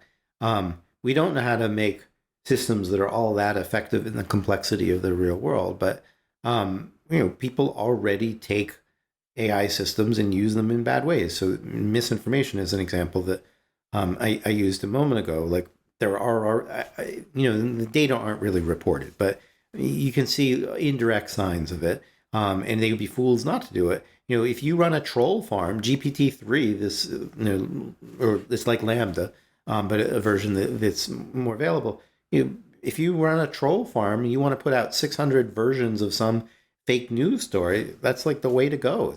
It's clearly there. I mean, we don't need any advances in AI in order to make that stuff dangerous. It is dangerous now, and I'm sure it is being misused. And you might think about whether there are AI ways to detect the misinformation and mitigate the consequences. But we already are in a world where AI can be used for harm. like many other technologies. And you can ask, like, can it be used for more harm? Does the scaling cause unique problems and so forth? I think we should be asking those questions for sure. There's a general question of balance of like near term versus long term. So the Bostrom argument is like we might annihilate ourselves, and that's worth infinitely more than taking care of ourselves now. And I would say, well, what are the odds that we might annihilate ourselves? What are the odds that we might do a lot of immediate harm? Probably what we should do is actually have like a portfolio of risk that we guard against. So we should spend some of our money looking at things that really are going to hurt people now, probably in an inequitable way that the third world's going to be affected more, and all this kind of stuff. And then we should spend also some money thinking about paper clips. Probably it won't happen, but if there's a tiny chance and it's really catastrophic, sure, we should think about that. I think in the field right now, there's kind of like a war. There are many wars, but there's a war on that axis of like the effective altruist looking at the long-termism, like has become a dirty word in certain kind of leftist communities. And like, I think we should get along and try to balance that a little bit more. But there's a lot of, internal hostility in commentators on AI about which of these things to look at. Whereas I think we should look at all of them, but maybe in a more moderate way. Yeah. So back to kind of where we began. How do I know that you're sentient? The problem of other minds. My answer is, well, apply the Copernican principle. I'm not special. My brain is the same as yours. So if I see all the signs that you're depressed, you're happy, or you're laughing, or you're sad, or whatever, I can reasonably infer that what those feelings must be like for you because I have the same feelings. How would we ever program an AI to have those same kind of feelings? If you programmed Watson to let out a cheer, yay, I won Jeopardy, I beat Ken Jennings, I feel so good. No one would think, well, it actually feels good, right? Well, that's what happened with LaMDA. Yeah, I mean, what happened with LaMDA is it said stuff because it was basically parroting humans. I mean, it's a little more sophisticated than parroting. And it sort of said them in the right time. And so somebody was confused into thinking that, that the equivalent of your cheer is real. And I mean, the problem of other minds is hard. Like, I could be a machine. It's really hard for you to rule that out. It turns out that when I look at the operation of LaMDA, I know that sentience is a non-starter there. But it's not really because of the things that it says. The things that it says are parasitic on things that actual sentient beings have said, right? LaMDA is nothing without its database. And its database is things sentient humans have said. And so it does this kind of convincing magic trick of sounding as if it were sentient, which I think proves, the limitations of pure behaviorism. Pure behaviorism doesn't look inside the box to see how it's doing what it's doing. Now, of course, you don't do that with me. You don't cut open my brain. You are relying to some extent on the notion that we have shared biology and that you have introspective access. And we don't have great answers to that. We don't have like independent meters for consciousness. And I can't like hold up this little gadget and say, this is a conscious. Oh, you got it. You don't. We don't know how to build a device like that. So, there's a viewpoint where you're making a guess that I have a mind, and you could be wrong, and you're making a guess based on pretty weak data. And if you do that, with a machine, it's very likely that you'll be wrong, at least in the near future, because there is no machine, I think, that has anything like sentience now. And then there's like a separate question, like, do machines need emotions? I don't think they do, but they need to understand ours if they're going to interact with us. They need to understand if we're impatient or angry or thirsty or, it's a motivational state. It needs to understand those kinds of things. It doesn't mean that, a machine that, let's say you have a domestic robot, it should recognize that you are thirsty. Doesn't mean that it is ever thirsty, but it recognizes when you're thirsty, you should get some water. And so the systems do have to understand what human states mean for humans. I don't think it means they need to experience them. You have a feeling of what it is like to experience the color red, and you infer that I do, that you don't know that I'm not just bluffing. Machine doesn't have to know what it feels like to experience the color red, but it has to be able to know, the set of things that you might think are red, so that if I do an image search and say, show me red apples, not green apples, that it can succeed. Yeah. Yeah, I had Leonard Mlodinow on the podcast. He's a physicist at Caltech, and he co-authored a couple books with Stephen Hawking, and he's a general science writer. He wrote a book on emotions. He also wrote for Star Trek. So we were talking about data, and one of the themes that they wrote about, well, data is in search of emotions or whatever.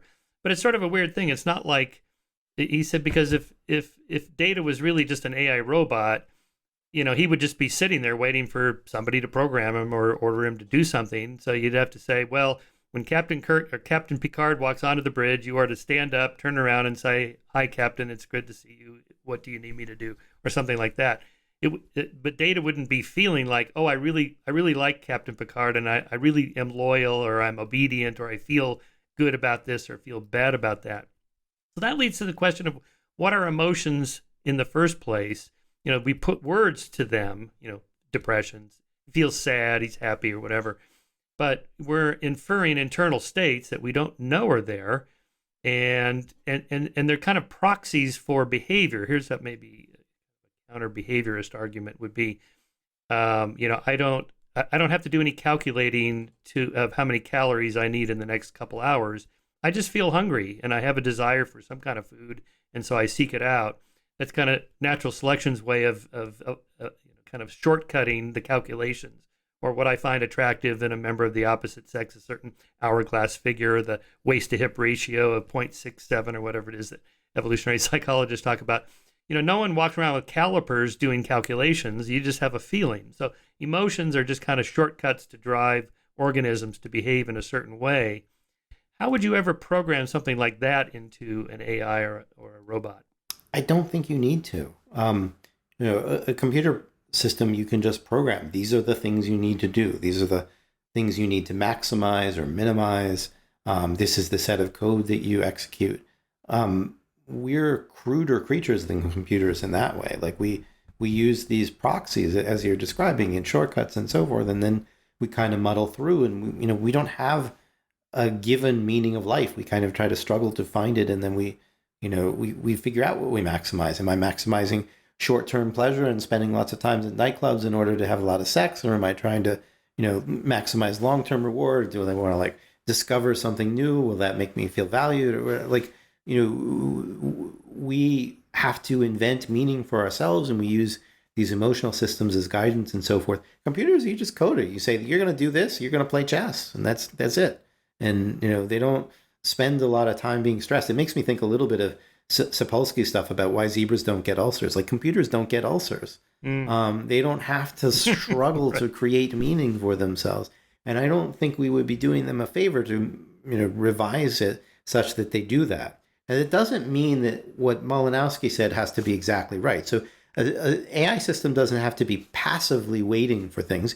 You can program a bunch of background things to work on. So if you don't have an active request from a user in your robot, maybe you work on tidying the house. You just always, you don't need to be idle.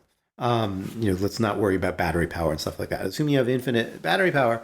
You could have a list of things you do when you're idle. So, then I'll help the person with their taxes or whatever. And so if they have a request, I'll pause on the taxes and I'll help with the request. So they're get my kids ready for school. And so I go help them get ready for the school. And then when I finish that, I won't wait for them to tell me. I'll have this list of things to do. I mean, a good personal assistant would be like that, right? And, they know, we have the priorities for today, but there are also these things like, if nothing else, go update the guy's website. It's always, that's always going to be useful. And there's no reason we can't build our AI systems like that. So in the real world, you wouldn't have to have data waiting to be told what to do. There can be some background set of tasks. I don't think it has to be quite the way that you're describing. But I don't think that you want your machines to do it through this kind of clunky mechanism of emotions that, leads people to be depressed or jealous and, cause all kinds of problems as a conflict. Let's not put that into our AIs if we can help it. Last resort, because I think it opens Pandora's box. Yes, right. Okay, well, I've got you, because you're one of these big thinkers. How do you explain the hard problem of consciousness, all that you know, and how would you ever program something like that? Sentience and consciousness. I don't even think we know what the question is. I mean, I always think of Wittgenstein's Tractatus in the last sentence, which is, I'll do it in English rather than German. Whereof we cannot speak, we must remain silent. Like I, in general, have not written a lot about consciousness, a tiny bit, a couple New Yorker pieces and so forth. But I've steered clear because I don't think we understand exactly what an answer would be. We don't quite know what the question is. And roughly speaking, the question is like, what does it feel like to experience red or an orgasm or something like that? And I don't think that that's a question for AI. Or I don't think it's a critical, mission critical question for AI, which is most of what I think about these days. Although I've worked on many fields in my time, but from the perspective of AI, which is what we're talking about today, I just don't think we need to build sentient machines, and I don't think we should want to. Like, if there is a risk of machines developing malice, it's probably because we give them a little too much rope. We don't need to give them that much rope to, start reflecting like on their purpose in the universe and whatever, and like how have we humans treated them? Like, let's not open that up. Let's calculators and like spreadsheets help us a lot, and why mess with that? So I don't particularly personally want to solve that problem. I mean, from the perspective of understanding human psychology, I think it's really interesting. There's a whole set of questions about, which parts of the brain are aware, what are we aware of, how many things are we aware of at a particular time. These are separate from the AI questions, and I think that they're very interesting. And there's some, Chalmers is right. There's kind of easier and harder parts of that. And the easier parts are like, what are the things that we're aware of right now? And the harder ones are like the qualia stuff. How does it feel like to be me? Or what is it like to be a bat, is Thomas Nagel's famous question. Those are interesting questions. I still don't know what an answer to them would look like. Someday somebody will say, you guys were all asking the wrong question. You were close, but the right question is this. And it'll be an interesting moment. Yeah, it's like when there's a Wikipedia page that lists like 27 different answers to the hard problem of consciousness. That tells me we're not close to solving it, right? It'd be like if there were 27 different explanations for the origin of the universe besides the Big Bang theory and the steady state theory, then I'd say we're not remotely close to figuring out what the answer is. Maybe we're not even asking the question. I got 99 theories of consciousness, molecular, yeah. And an explanation ain't one. Right. Right. All right, since we're molecular machines made of atoms and molecules and so forth in a deterministic universe, from where does human volition and free will come from, if at all? Or is this also one of those bad questions? Yeah, I haven't thought about this one in a long time because I don't see how to make progress on it. I mean, effectively, in the moment, we do have volition, right? We make choices. There might be some, grand eminence that can run Laplace's computations and tell us how that's all going to work out. But, from all practical purposes, we do make choices. And, we live in a world where we can make better or worse choices. We can arm ourselves to think more critically or think less critically. We tend to make better choices if we think more critically. And, we should do that, and we should give it a shot and not worry about whether Laplace with this impossible to create calculator could second guess us. I know that's a little bit of a cop out, but I don't see the progress in doing things in another way. So it's a pragmatist. Yeah, I think I agree with that. Yeah, well, but more than that, because you can never rerun. Even if you could rerun the tape, well, if you rerun the read-only memory tape, you'd have to do exactly what you did because it's just playing back what actually happened. But going forward, you could never repeat every single contingent event that would be exactly like what happened yesterday. And you, as an active participant in the causal net of the universe, can think, well, yesterday I did that, and that was the outcome. So today I'm going to do this over here instead. I'll go left rather than right or whatever. And then that is a kind of choice, it seems to me, because unless you think the universe is predetermined, then we are actively determining the universe as part of the causal net. I'm comfortable with that. I can see, counter arguments people might make, but I don't see useful counter arguments, I guess. So, I don't feel as confident on these issues as a lot of the issues that we talked about. Like, I think there's room for someone to think about things in a different way. But I don't see how to do better than that. for all practical purposes, you are making those decisions. Yes, the universe is going to be a little different next time. And I live with that uncertainty. Tolerance for ambiguity. Yes. If in any case, it's a useful fiction because it sure feels like I'm making choices. And that's probably a good thing to have as an inner feeling. So I also want to ask you about inner states and language. Can we have thought without words? It seems to me we can. But what is the role of language and words in cognition? So this is very controversial in the field. My view is, yes, definitely you can think without having language. Nonverbal children, I mean, like infants do that. Preverbal children is what I meant to say. Lots of animals seem to have some degree of cognition, like when they invent tools, crows and octopus and chimpanzees and so forth. I think it's very clear, although there is room for argument, again, with vague terms and so forth, it seems very clear to me that lots of creatures of various sorts that are not linguistic creatures do some level of thinking about the world. So the first one's not that hard from my perspective. The second one is a little bit harder. The way I think about language is that it's a really, really good tool to have, that it makes a lot of thinking a lot easier.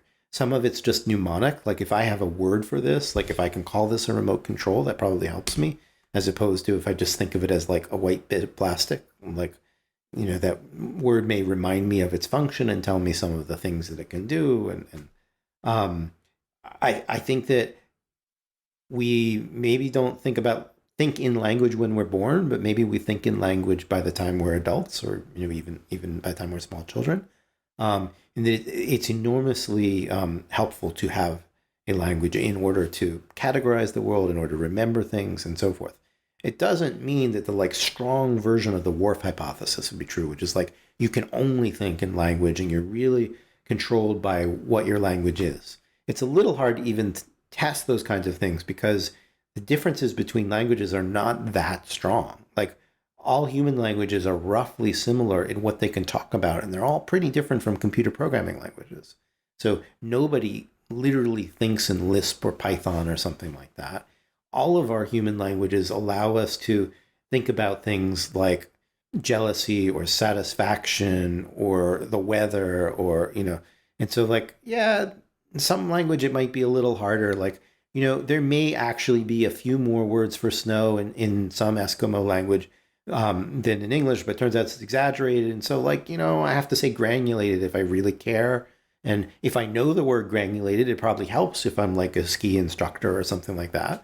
But it's not like, somebody's got a word for granulated and I can't come up with it and add it to my language. So the differences aren't that sharp. And most of the experimental work that I have seen, the stuff that people get excited about really boils down more to habits. So somebody's got a metaphor for time that goes left to right and someone's got one that goes top to bottom. And if I do some kind of priming experiment and look for some millisecond difference, which of those two I tend to use by habit from my language has a little bit of, few milliseconds of difference, on a daily basis, but I can easily get you to do the other one. So there's no hardcore thing Whorf himself, I guess, talked about these languages don't have words for time. Well, it turns out all languages have words for time. Maybe they talk about it a little bit different, but you don't have these languages that are kind of so incommensurate with each other that they're disjoint. If you did, then you could do some really cool experiments and say, people who speak language A and speak language B, really, do they see the world differently because they talk about it so differently? What we really have is it's a little easier for this person to say it than that one. And then you wind up with these kind of mild effects. So the between language stuff, I think, has been disappointing in terms of some people expected big effects and haven't really found them. But that doesn't mean that we don't all, in whatever language you speak, use language as a crutch. And so seems like everybody uses language for numbers. And if you know multiple languages, you tend to think about numbers in your first language anyway.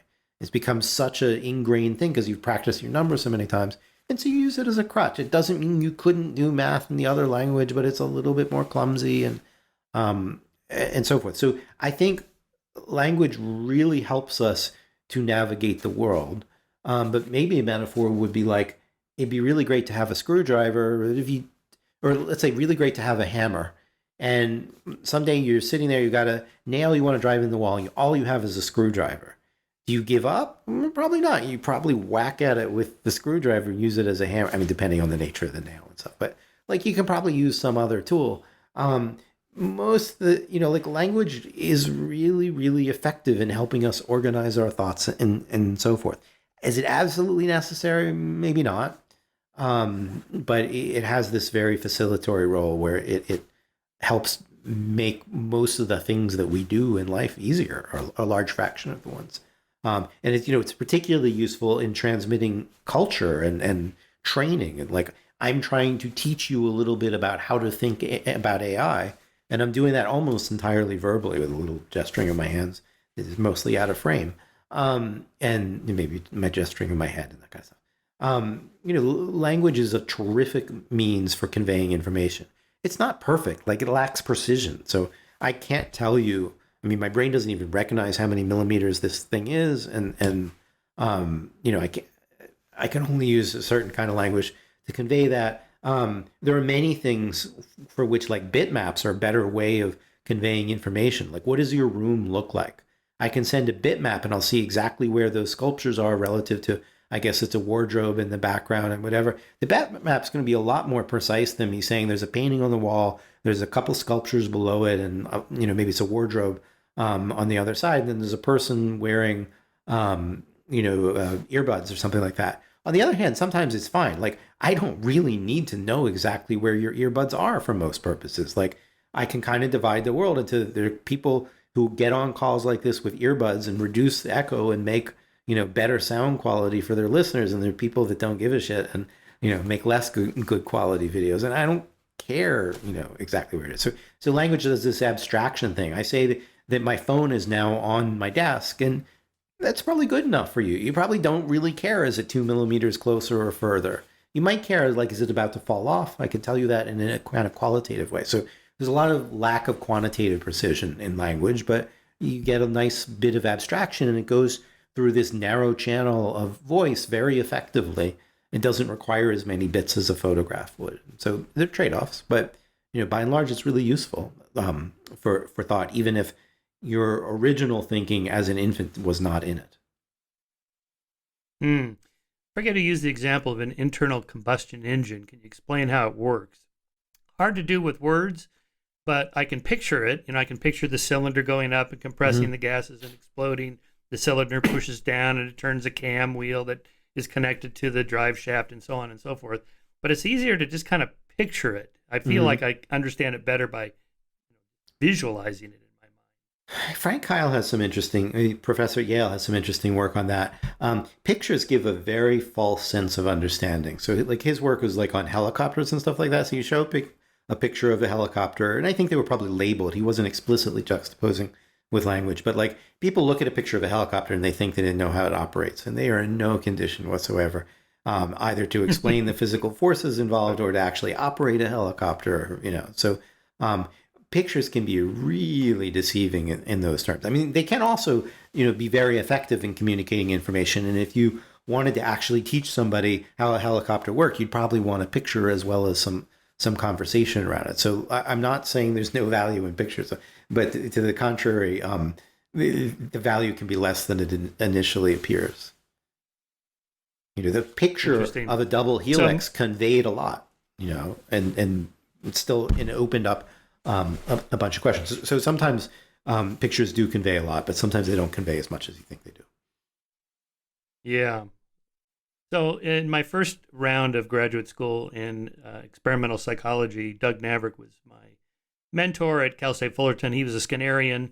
And then I quote him in one of my books about this problem of kind of inferring mental states, where he says, I reject mentalistic explanations of behavior.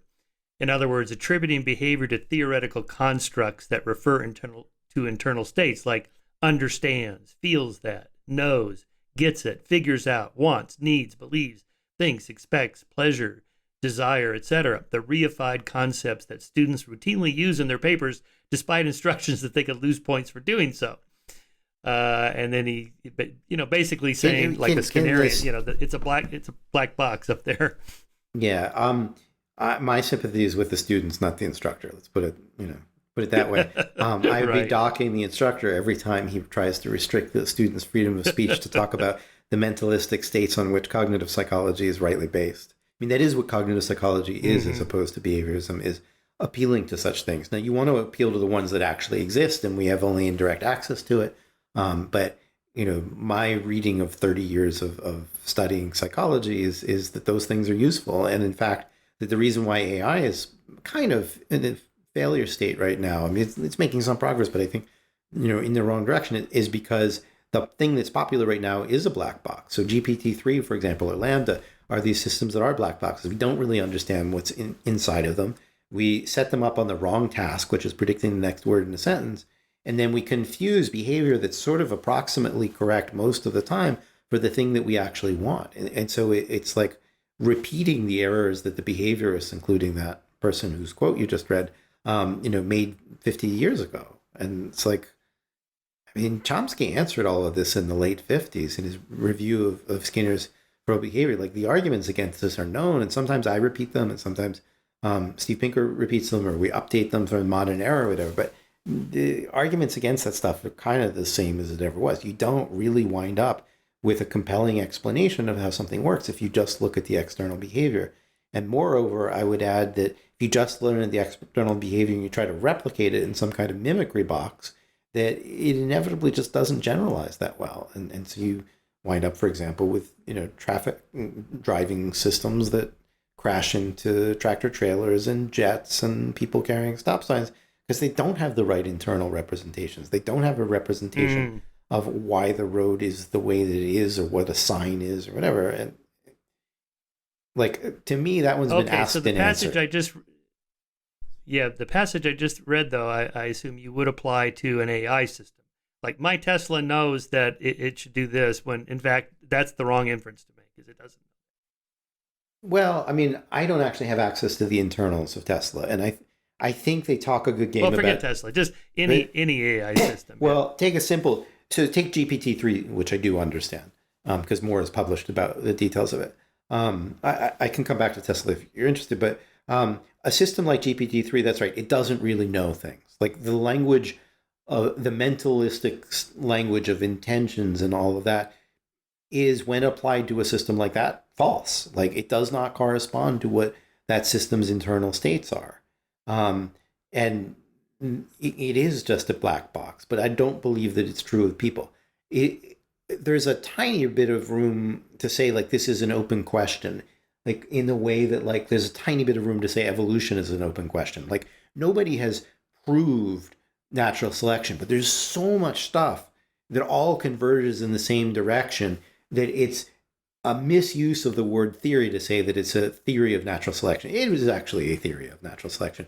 But there's this lay sense of, like, it's a theory, I don't know, is really true. Like, there's so much data that if you do, like, the Bayesian thing of integrating all the information and making your best guess, like, your best guess about the world is that natural selection is correct. No, I don't have an absolutely smoking gun because I wasn't there a billion years ago. My time machine doesn't work. But so much data converges that it's ludicrous to think that it's anything other than true. There is no compelling alternative. There's no half compelling alternative. There is no, synthesis that puts together everything from, like, sexual desire to speciation, whatever, in the way that the theory of evolution does. And there is no theory of human psychology, even though they're incomplete, that does a good job of explaining all of the stuff that people do without appealing to intentions and desires and beliefs and all of that stuff. Like, yeah, it's not completely proven because we don't completely understand how the brain works, and we can't do certain experiments because it's not ethical to, like, raise people in boxes or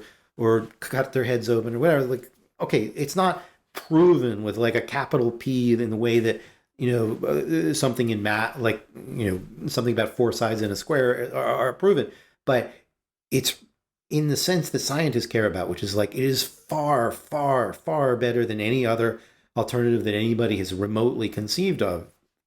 It's very, very clear that this is the right way to think about psychology for humans, and it's the wrong way for GPT-3. And for some other system, I don't know, build it and we'll talk about it. It's fine, I think, to use intentional language to talk about the operating system of my iPhone. So it does have representations of states. The accelerometers have representations. You can look at what registers they're represented in the computer, and you can talk about, how they're encoded, and you can, there are states in it. You can talk about what it's like for it to be in the state with this application being active. Those are internal representations.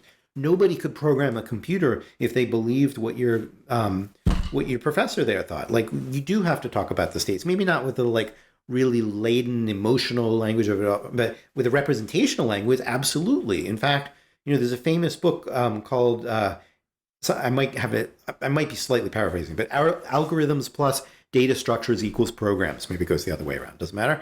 And those data structures and those algorithms are representational. That is what a computer program is. If you don't understand that, you're not programming a computer. You have to use that intentional stance, not in the sense of the computer wants to do this. You don't need any language like that. But the computer will be in this state given this thing, and it will be in that state given this other thing. That's how they work. And I think people are like that. How about with animals? Would it be reasonable to infer elephants grieve? It looks like they're grieving. That's a reasonable inference to make.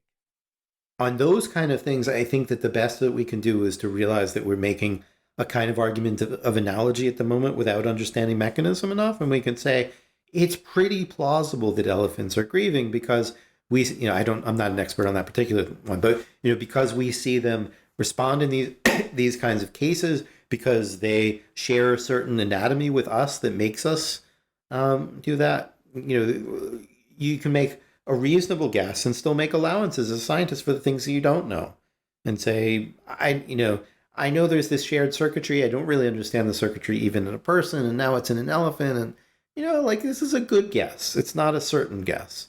I think an important thing about science that lay people don't recognize is that good scientists have a real firm handle on their confidence around a bunch of different things, and that they're not all zeros and ones. And so, my confidence that humans have internal states is pretty close to 100%. Enormous literature bears on it. My confidence that elephants grieve is probably 30% or something like that. And maybe if I read the literature, I would get up to 60%. I probably wouldn't get to 100% because some of the things that I want, I probably can't do. Probably can't do the right experiments and so forth, to be sure. And then my confidence in creationism is zero because there's no prediction that it makes. And so I'm still agnostic. I'll still look at the data. You give me some new data, I'll look at the data. But there is nothing coming out of that theory.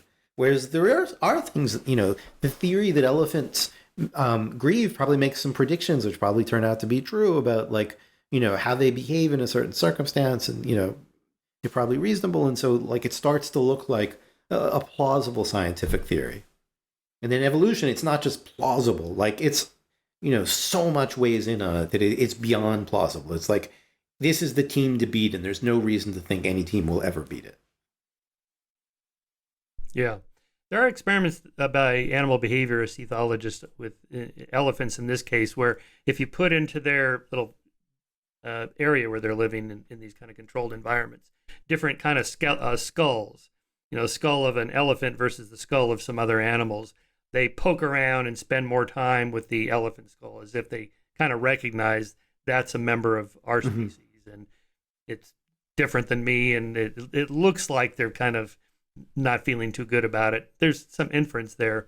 My sense is that it's reasonable to make those inferences. They're mammals, and we know mammals, attach to one another, and and so losing an animal, a member of your tribe or your clan that you've spent a lot of time with, then you're going to miss them. So that's a loaded word, but it seems reasonable to say, yeah, they probably feel bad that member is not there anymore, and they're probably wondering, like the chimp mothers that drag along a little infant for days on end after it's been dead. It seems reasonable to infer, I bet she feels really bad. Yeah, I mean, this is the kind of stuff that I would say is plausible. Not sure it's right, I'm not sure it's wrong. It seems reasonable. You could do more work. You could wonder about clever Hans kinds of effects in the experiments and wonder whether the experiments have done right. Right. It's you probably need to do a lot of work to be really sure, and probably Like elephant experiments are costly in different ways. Like one of the ways they're costly is you can die when you do the experiment. Like it's no joke working. I'm laughing because it's working with an elephant because people have been trampled and and there are only so many elephants, and so my guess, not knowing this particular literature, is it's probably like reasonably strong but not fully decisive. You probably haven't done all of the experiments that you wish that you could, and so it's probably not sure, but it's probably pretty plausible. It's my guess, but I'm not expert there. Yeah, nice Bayesian way to put it. Okay, last question. Big question, since I publish Skeptic magazine and we're always wondering, what are we doing? We're trying to teach people to think critically, how to think about claims, how to evaluate evidence. To what extent do you think people are naturally rational, or are we super gullible? Do we default to truth and just believe anything anybody tells us, therefore we're gullible? And here I might just put two names on it. Danny Kahneman, who's pretty pessimistic about human rationality and spent a career showing how many errors we make in our cognition, versus someone like Gert Gingerenzer, the German cognitive psychologist, that showed, in fact, people are pretty good at reasoning if you present the problem in a certain way that Kahneman and Tversky didn't. Instead of in a logic puzzle that's hard to kind of follow the P's and Q's and this and that, but if you present it in like social environments, the famous example of who you should card in a bar versus, which card you should flip over if they have a number or a letter on them, and that humans are, better at social type problem solving. So the larger problem here is like, the conspiracy theories and Trump and all the craziness we're going through. How can people possibly believe these things? Are you optimistic or neutral or pessimistic about human rationality? To what extent we can teach people to reason that way? Anyway, how do you think about that? There's some truth on both sides. Gigerenzer is right that, if you frame problems in particular ways, people can do better. And surely Kahneman is right that a lot of the time we have a lot of trouble. I'll give you some other examples. I know, but just to put them in the conversation, like confirmation bias. And this is a really serious problem. We notice evidence in favor of our theories. We don't notice evidence that goes against. And then related to that is motivated reasoning, where we want to find stuff that supports our theories and we actively dismiss stuff that goes against. So like if you smoke cigarettes, somebody tells us that they cause cancer, you say, well, yeah, but I could get hit by a truck. And so you're like kind of like pushing away the data that makes you feel bad and introducing other stuff that's not even relevant. I don't think the literature on human reasoning gives a lot of reason for optimism. I think we're not terrible. In fact, I was on a panel with Danny Kahneman, and he said something like, humans are a low bar. And I said, yeah, and AI hasn't reached that yet. Like, it's easy to conceive of AI that is better than humans. Like, we're just not that good at it. We're not completely terrible. Like, we don't walk into walls that often. People don't usually accidentally kill themselves. But for example, if they kill themselves, it's usually an error of post hoc maxima. They take the worst day and they think, well, I'm done, and not realizing the next day probably actually be better. And so, typically not a rational decision, though in some cases it might be. We're not that rational species, and there are all these like behavioral economists, or not behavioral, but pre-behavioral economists, or whatever the word is, classical economists who you present something that seems irrational, like, but maybe they were maximizing X or Y, and they, there's sort of infinite degrees of freedom in their theoretical space, but it's convincing of nothing. They're not really predicting anything about actual human behavior. Part of your question, though, that's actually more interesting in a way is like, what could we do about that? Which is something I think about a fair amount. One thing I've been thinking about working on is misinformation, and like part of the net negative thinking is like, if people have bad information, they just come to bad decisions. And right now we live in the golden age of misinformation, where it's cheap to produce and to distribute, golden with some sarcasm. And so like, even if you could reason rationally from true premises, if you're inundated with false premises, it's hopeless. I think it's worth far more investment, particularly if you value democracy, far more investment than we have made in teaching people critical thinking. There are some things like philosophy for kids that are a little bit promising that should be pushed harder. And I think, the net amount of money we've put into like writing recommendation engines to make people's news feeds more appealing compared to the amount of money we put into teaching people critical thinking is just scandalous.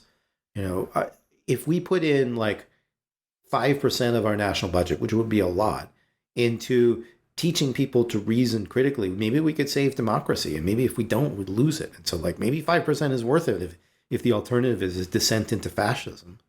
And I think that is the alternative. But nobody's, going to spend 5% of the budget on teaching people to think more rationally. So it's a pretty hard problem. And there is psychological, like experimental psychology to try to get people to be more rational. And it's not easy. It's an uphill struggle. I think it's an uphill struggle that's worth fighting. I'm actually thinking about writing a book about this, but maybe it's too early to say, other than to hint at it vaguely. But I have like a table of contents and a collaborator. Maybe we will write this book about how to think more rationally and some advice on it. I think it's deeply important. As you know, I wrote an earlier book about this called Kludge in 2008, which was about why I thought irrational thinking evolved at all. Like why do we even have that? And I made some arguments in terms of memory and in terms of the kinds of creatures that we evolved with, which don't do the kinds of things that we do. And I think the arguments there are still pretty good. People can go read them if they want. But so I've been interested in these issues, even going back to my undergrad thesis. And I would love to find ways to bring my current interest in AI together with those critical reasoning things, because I think there is a problem to be solved. Like I don't think Giga Renzer really believes this entirely, but if you took the really extreme view, it would be like, we'll just like write a little bit clearer language and then people will think rationally again, which would be like a caricature of Giga Renzer, not his actual view. But I don't think that's true. I think it is a lot of hard work to get people to use whatever natural capacity they have for reasoning in an optimally efficient fashion. It's just not our default state. Our default state is to be defensive, to notice evidence for our theories, to dismiss stuff against it. Plus, like, the conjunction fallacy. I mean, you can look at the Wikipedia cognitive biases page, and it's like 50, last I checked, probably it's 100 now, different cognitive biases. That stuff is real. It does happen, and it's worth trying to fix. And I mean, part of why I've always liked your stance on things is because I think skepticism is a key part of that. Like, the most important thing I think that we teach people in graduate school is whatever thing you think you've proven, there's probably some other way to look at it. You need to think about alternative hypotheses. And if you don't, you will come to a lunch with your buddies and your colleagues, and they will say, you believe X, but have you considered Y and Z and Q? And you eventually realize that it's actually hard work to think about alternative hypotheses, but it's valuable to do that.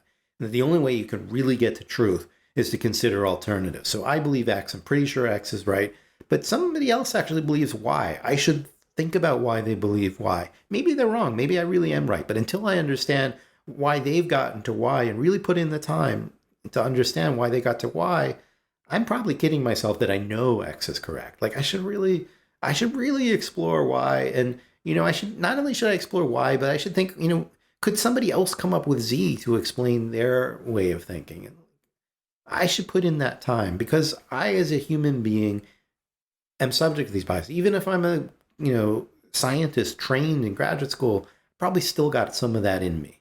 It's really hard to get rid of all of it. And so you have to be skeptical, number one, of yourself. You have to be like, why do I believe this? And if you can't do that, you're in trouble. Yeah, that word belief is doing a lot of work there. If somebody says, I believe in anthropogenic global warming, and you press them, they usually don't know much about it. And there's studies showing that they really don't. Most people don't know the science at all. Really what they're saying is, I trust science to mostly get it right most of the time. And so, okay, I'll signal publicly that I accept science by saying I believe in. Or on the other side. I mean, let's be fair. Somebody says I doubt it. Yeah. I mean, on either side of any of these big issues. I mean, first of all, people are not, by and large scientists. They have to have some kind of social trust in others. And some people put more work into figuring out who they should trust than others. And some people have more training and so forth. And so, I mean, people on all sides of the political spectrum necessarily do some of that, but I think could also do that in more sophisticated ways and, allocate more of their time to trying to understand, particularly important issues. Like climate change, if it is true, as I believe that it is a massive, massive issue. And if it were false, then we'd be wasting a massive amount of money in trying to solve a problem that was a non-problem. I don't think that's the case, but either way you think about an issue like that, it's like worth some of your time to understand, what society is doing about it. And most people don't. Most people would rather, watch the latest YouTube streaming video or whatever. So. Yeah. Well, like the rigged election conspiracy theory. Now, it's apparent from the hearings that everybody on the inside knew it was not rigged, and it was just a naked grab for power. Yep. But why is it that something like 60% of self-identified Republican voters say that they believe that it was a rigged election? What did they mean when they say they believe that? I mean, it's hard from the outside. I'm not part of the people that would have said yes to such a poll, but I mean, some of it is probably a function of misinformation. So they get fed stuff on Fox or something like that. Some of it is like, I'm going to ally with my buddies, and, I'm on the left, but I probably do some of that too. Like, again, like human beings, even scientists are not immune to this kind of stuff. There are probably some other issues that I do that on. My buddies think this. I trust my buddies. Some of it is trust. Like we have too much trust of powerful people in general. So, I think Musk or Trump or whatever, they get too much trust. Like people believe that Musk knows what he's doing with AI. I mean, he might not have built rockets, so he's not really an expert on AI.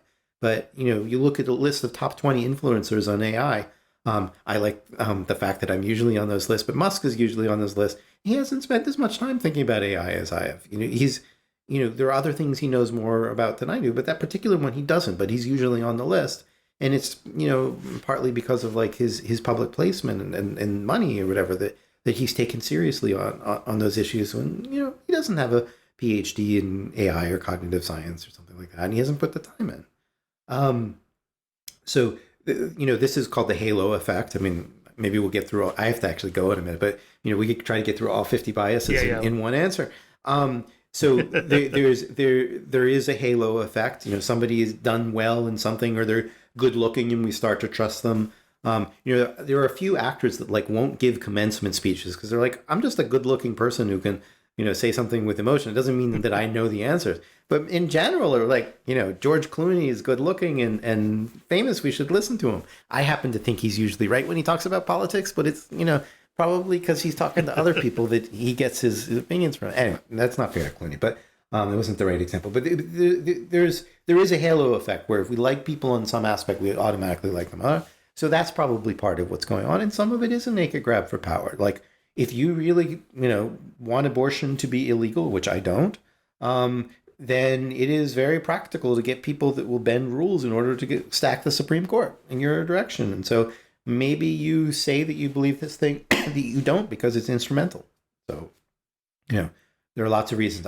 All that said, I have not seen, or at least it feels to me like I have not seen a world as polarized as the one that we are in right now. I think social media has contributed to all of it. And I don't think we're in a good place right now. And I think, we need to think long and hard about that. There's a piece by Adam Gopnik that I read in the summer of 2016, in which he said, until now, it didn't really occur to me that American democracy was an experiment that could fail. So he wrote this, I think, presciently 6 years ago. I really think right now that American democracy is an experiment that is in the process of failing. And I'm living in Canada right now, but I spent almost all of my life in the United States. I grew up there. I'm very passionate about it, even as I live, 40 miles away. And I'm very frightened about that. And I think, again, back to the theme of the show, unless we have more skepticism in this misinformation, polarization-ridden times, the default is that democracy is going to fall apart. And I think that's tragic beyond words. All right, Gary, I know you got a heart out. I'll let you go. Tell us where we can find your Substack column again. What's it called? It's just garymarcus.substack.com. And I'm trying to keep people up to date on how to think critically about AI. Yes. Oh, no, it's great because you can post there all the time without having to wait 3 months for or whatever. Exactly. Yeah. Quarterly like or monthly publication is. Yeah, it's great. No, I love your work. Thanks very All much. right. Thanks for coming on. It was a pleasure.